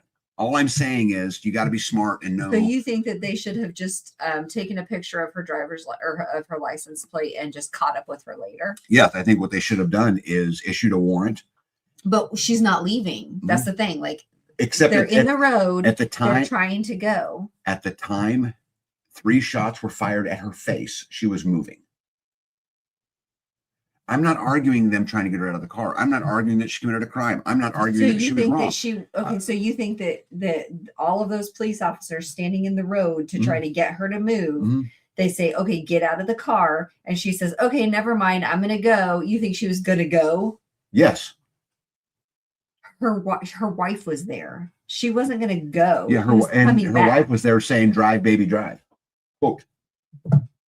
Yeah. I think she was fleeing. That's what I think. But here, let me see here. Romans Girl says, yes, what B said. She wasn't interested in leaving. She had been following them and impeding them all day. 100%. Again, I am not in any way, Romans Girl, justifying her behavior. She shouldn't have obstructed justice. She shouldn't have even considered driving forward. At some point in time, she should have just been arrested and taken. If she was going to continuously be a problem all day long, arrest her and go about it the legal way instead of the, what did you call it? The something way. Just a minute ago. I say a lot of words in the last minute, you know? Yeah. Mo says, if you let her go, they would have 1,000 Renees tomorrow. I disagree with that. I think that, again, because of the escalation, I don't think she deserved to pay with her life. I think if justice was to be served right here, she'd be sitting in a jail somewhere. That's what I think. And again, I'm not excusing it. All I'm saying is we have to be careful of that heavy-handed stuff, because it's fine now when it's a blue-haired liberal. It's fine when they're doing it to an immigrant. It's fine until the political parties change and all of a sudden they're doing it to you. Yeah, when you're doing it to you. Our rights are absolute. They are just absolute. There can't be any middle ground. G-Dog says victims on both sides brainwash people thinking they are supporting displaced, targeted people while folks are doing their jobs on the opposite side. Normally, if you follow the law, you are safe. Okay, that's interesting. G-Dog, I'm going to challenge you here. So slavery was once legal. Beating your wife was once legal. Raping your wife was once legal. Cocaine was once legal. Amphetamines was once legal. Child labor was once legal. So as long as you follow the law, you're safe. The law and right are not the same thing. Let's see here. Mario says, if she was bugging them all day, causing problems all day and obstructing justice, they have every right to handle their business now. So they have every right to shoot her in the face. This is a point I will never agree to. She should have been arrested. Not arguing.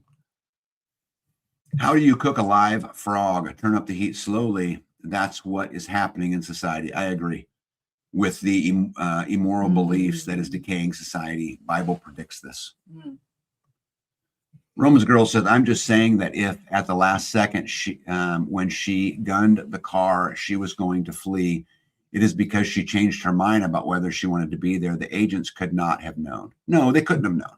Again, I don't really think that I see it through the ICE officer's eyes. I'm being assaulted, and she clearly hit him, and he has a right to defend himself. And what happened at the actual moment of the shooting, you know, the 1 second before and the 10 seconds after, I really don't have a lot of argument with. I'm talking about the escalation and stuff that led up to it. Like, I think a lot of that could have been avoided. Gypsy agrees with Mo. Jules said they did it to the J6ers. Love Runs Rampant said, either way it worked out, I think there would be a dead person. And sad, right? Division, I think. Mario says they didn't want to shoot her in the face until she drove the car to them. I'm not arguing she drove the car to them. I'm not arguing any of that. I'm arguing the escalation that led up to it. That's what I'm arguing. They did it to a ton of people under Biden already. People got arrested for January 6th that weren't even at the Capitol. Really? Following the law is consistent to that point in time. Can't look backwards, need to focus on the present or risk chaos. Well, and I think at some point in time, the law convinced Germans to lock up and kill 13 million people. Tag, have you seen every video, even the one where she motioned the officer to walk across? I have watched a lot of videos on it in an effort to be educated. And again, I went into it going, yeah, this is bullshit. She shouldn't have been killed. The fact is, I get it. I mean, he had a right to defend himself, another right we have in this country, right? And he absolutely had that right. Again, the problem I have isn't any of that. The problem I have is simply that I don't think it's okay to be heavy-handed like that. I just don't think there's any need for it unless your life is threatened. And she clearly threatened him in the front of the car when their own training manuals tells them not to stand in front of a car. I'm probably not going to win this one, but that's just how I feel. He was, yeah. The one lady admitted to getting paid on Laura on Fox News and approach. Now that brings up a whole nother part of it. Yeah, so they were both there to get paid. Okay, so does someone They being were both there. okay? So here's the question: does somebody being paid, does that mean they don't have the same constitutional rights? That's the question for the day.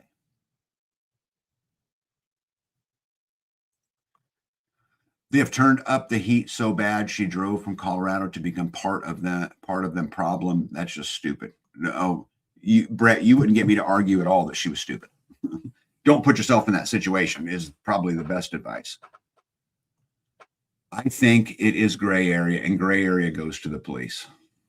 Yes, and I think the gray area should go to the civilian, and that the police should be held to a higher standard is what I think. So they asked her to get out of the car. And so I did a little research and I said, can they even do that? Right? If they can't reasonably articulate suspicion of a crime, I don't think they could do that, but I'm wrong. So I did do some researching on it, and law enforcement officers have well-established authority to order a driver or passenger out of the vehicle during a lawful traffic stop. And the Supreme Court case, Pennsylvania versus Mimis 1977, set this precedent. So they were under full right to ask her to get out of the car, and as soon as she declined to get out of the car, she broke another law. So now we have obstruction, right? I don't know what they would call her not getting out of the car, what law that would be. Probably another obstruction, maybe. So you got two obstructions and then assault, all bad, all crimes, all should have been punished. I'm not arguing that because I do think rule of law matters. The guy that Cash replaced Bongino arrested a lady states away that wasn't at the Capitol on January 6th are involved, still in prison today. Well, it comes on both sides, and this is what worries me about all this stuff so much, is that it's all fine and dandy when it's happening to a liberal or whatever, right? Until they come for you. There were cases like the 16-year-old boy, United States Senator Arnando Bazin, who was choked nearly to death by agents. I looked him up to make sure that I wasn't getting kind of way out there on it. But no, it really happened. And he really was a citizen. And him and his dad was here undocumented and illegal. And illegal. He was here illegally. His dad he was a citizen. And they were on their way to McDonald's to get something to eat. And so the boy was a citizen? How's the boy a citizen if his dad wasn't? Or he was probably born here. Yeah. 16 years ago. Yeah. So they pile drive the dad, pile drive the kid, choked him, all of that kind of stuff. And again, is it okay for our elected officers to choke somebody before they even know? I mean, obviously he didn't commit a crime. He's a citizen. You can argue whether he should be or not. That's fine. But either way, I don't think you can just go choking people, right? I just don't think that's... No, that's assault. I think that's assault. Stephen Corbett on the ICE murders of Renee Good. The message from this administration is clear. Only they determine the truth. And when their forces come to your city, obey or die. And if you die, you clearly didn't obey. This should be the alarm bell for the entire country. Guys, we have to have rule of law. And I'm not sitting here today arguing that we shouldn't have rule of law, but there's a line. And at the end of the day, they work for us. And like in, Arnaldo's particular case, to jump out, throw somebody to the ground because you suspect they're illegal, choke them, end up putting them in a hospital. There's the pictures of the hospital, is heavy-handed. And if that's what we're going to allow, if we're going to sit here as Americans and say that that's okay, that's sad to me. Alex Jones says Joe Rogan is wrong to say that ICE is America's version of the Nazi Gestapo. You don't want militarized people in the streets just roaming around, snatching people up. Are we really going to be the Gestapo, says Joe Rogan? Where's your papers? Alex Jones then calls Joe Rogan out for trying to play both sides of the political fence and characterizing the dutiful ICE agents as secret Nazi state police. The problem is, guys, this is tragic on every front. There's just not an easy answer. Yeah. This is kind of getting back to that heavy-handed stuff. Is it okay to just walk up and pepper spray a protester? Right? Is that okay? You say, well, they've been harassing them all day. So does harassing somebody justify assault? So if you harass me, do I get to assault you? We have the right to free speech, right? We have the right to these things.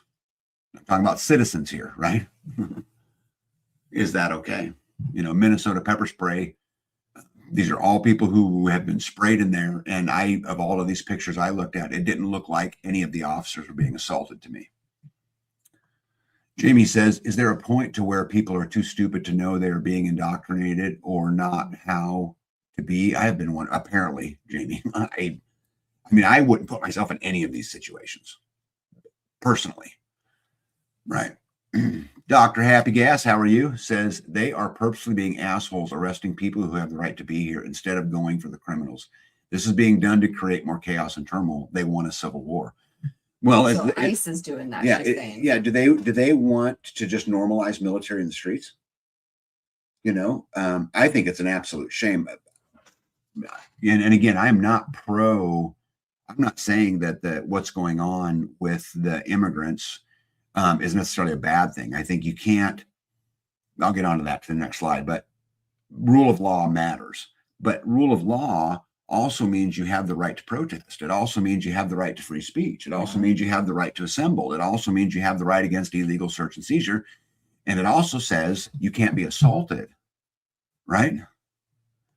Mo says Jesse James was choked out by the law when he was a kid for no reason. It comes back on you if it is truly unjust. I don't understand how Obama deported almost 3 times the amount of people that Trump did in his first term, and there was never this kind of coverage on it. Oh, Mike Newbar for the win. Crazy. No, the difference is back then, the local police departments were working with ICE to do the deportations. What we have now is we have blue states in this particular case, and their police fighting ICE, which is why it's all over the news. And then you've got the media, right, which is controlled, highlighting it. These I put on the picture right here 5 pictures. These 5 pictures are the exception and not the rule. I'll be willing to bet you that the vast majority don't go through this, but this is not okay either. The right to free speech, but not the rights to disrespect the authorities. 100% disagreed. There's no part of it says you don't have the right to disrespect authorities. Sticks and stones may break my bones, but words can never hurt me. It has been affirmed in the Supreme Court of the United States. Walking into a police or anybody else and telling them to F off is your First Amendment right. Now, I wouldn't do it. I think it's tacky and I think it shows low intelligence, but you have the absolute right, Starla, to do it. Brett Boyd says, agreed, there is overacting from the law, but a lot but if you antagonize somebody enough, they will react. Okay, again, you can antagonize them all you want. At the end of the day, your rights are still your rights. You don't lose your rights when you do it. They have the right to antagonize you. You have the right. And you have the right to be offended by it. And I'll tell you, some of the ICE officers have become comical. I watched today. They were driving in circles around like a roundabout. The ICE agents. The ICE agents, why protesters were chasing them, and they were put on their loudspeaker the same music that comes from an ice cream truck. Like, that shit's funny. So you could look at that any way you wanted to look at it, right? Why were they chasing a car? Babe, a lot of these people are being paid, which, and again, this is now it's paid insurrection. If it's paid, if you're being paid to commit a crime, you should absolutely pay the price for committing the crime.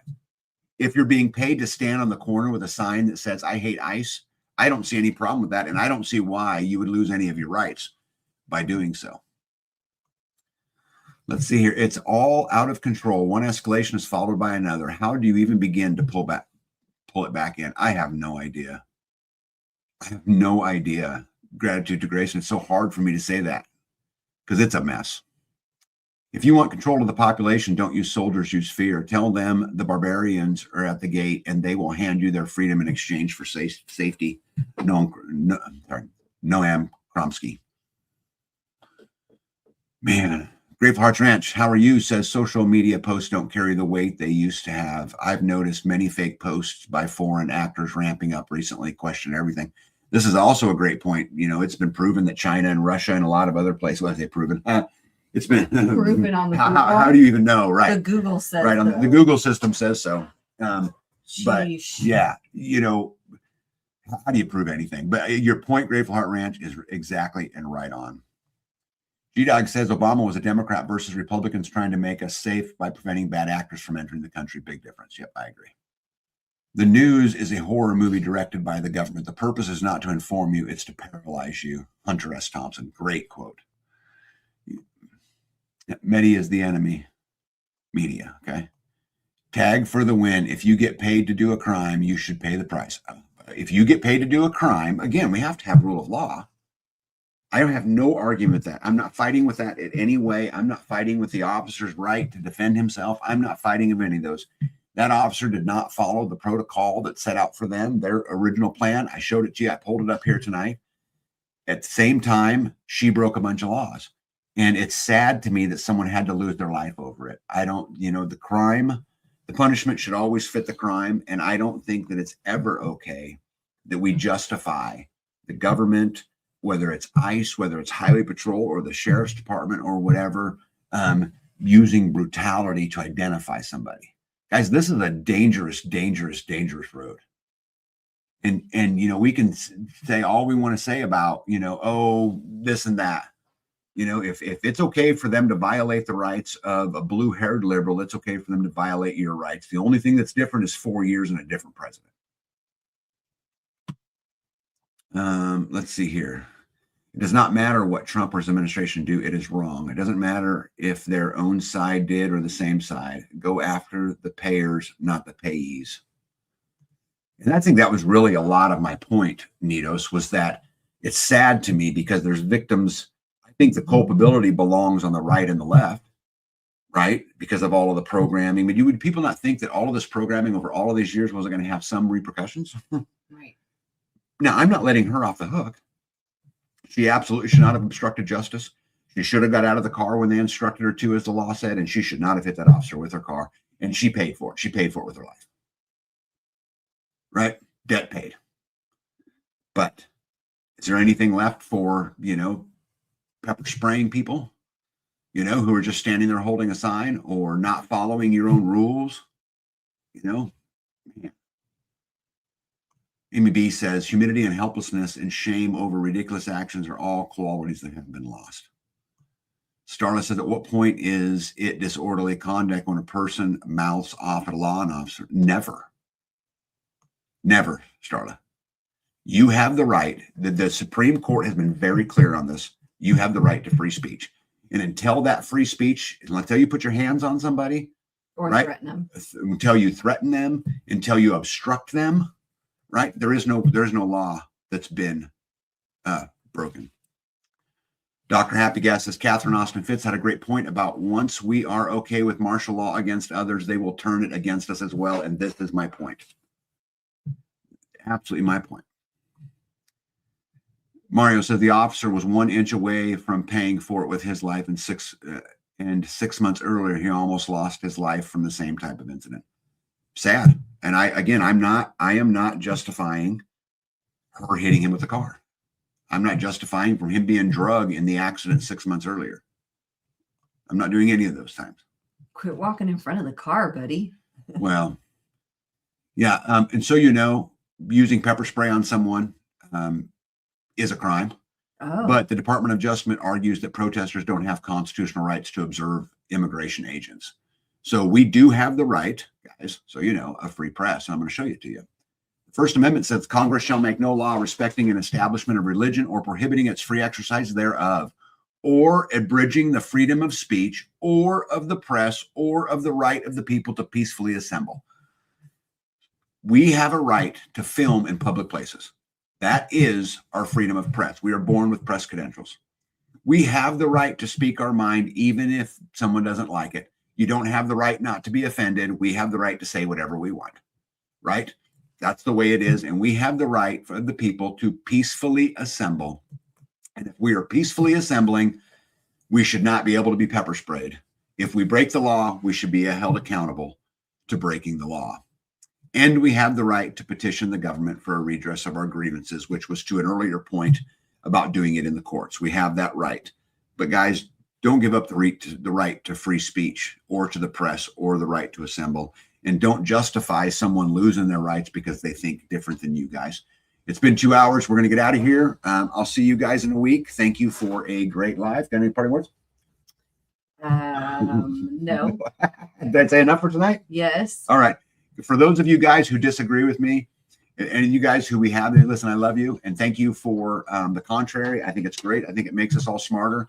But I'm going to stand up for rights for everybody, not just the people that think that I do. We'll see you guys. Good night. We'll see you in a week.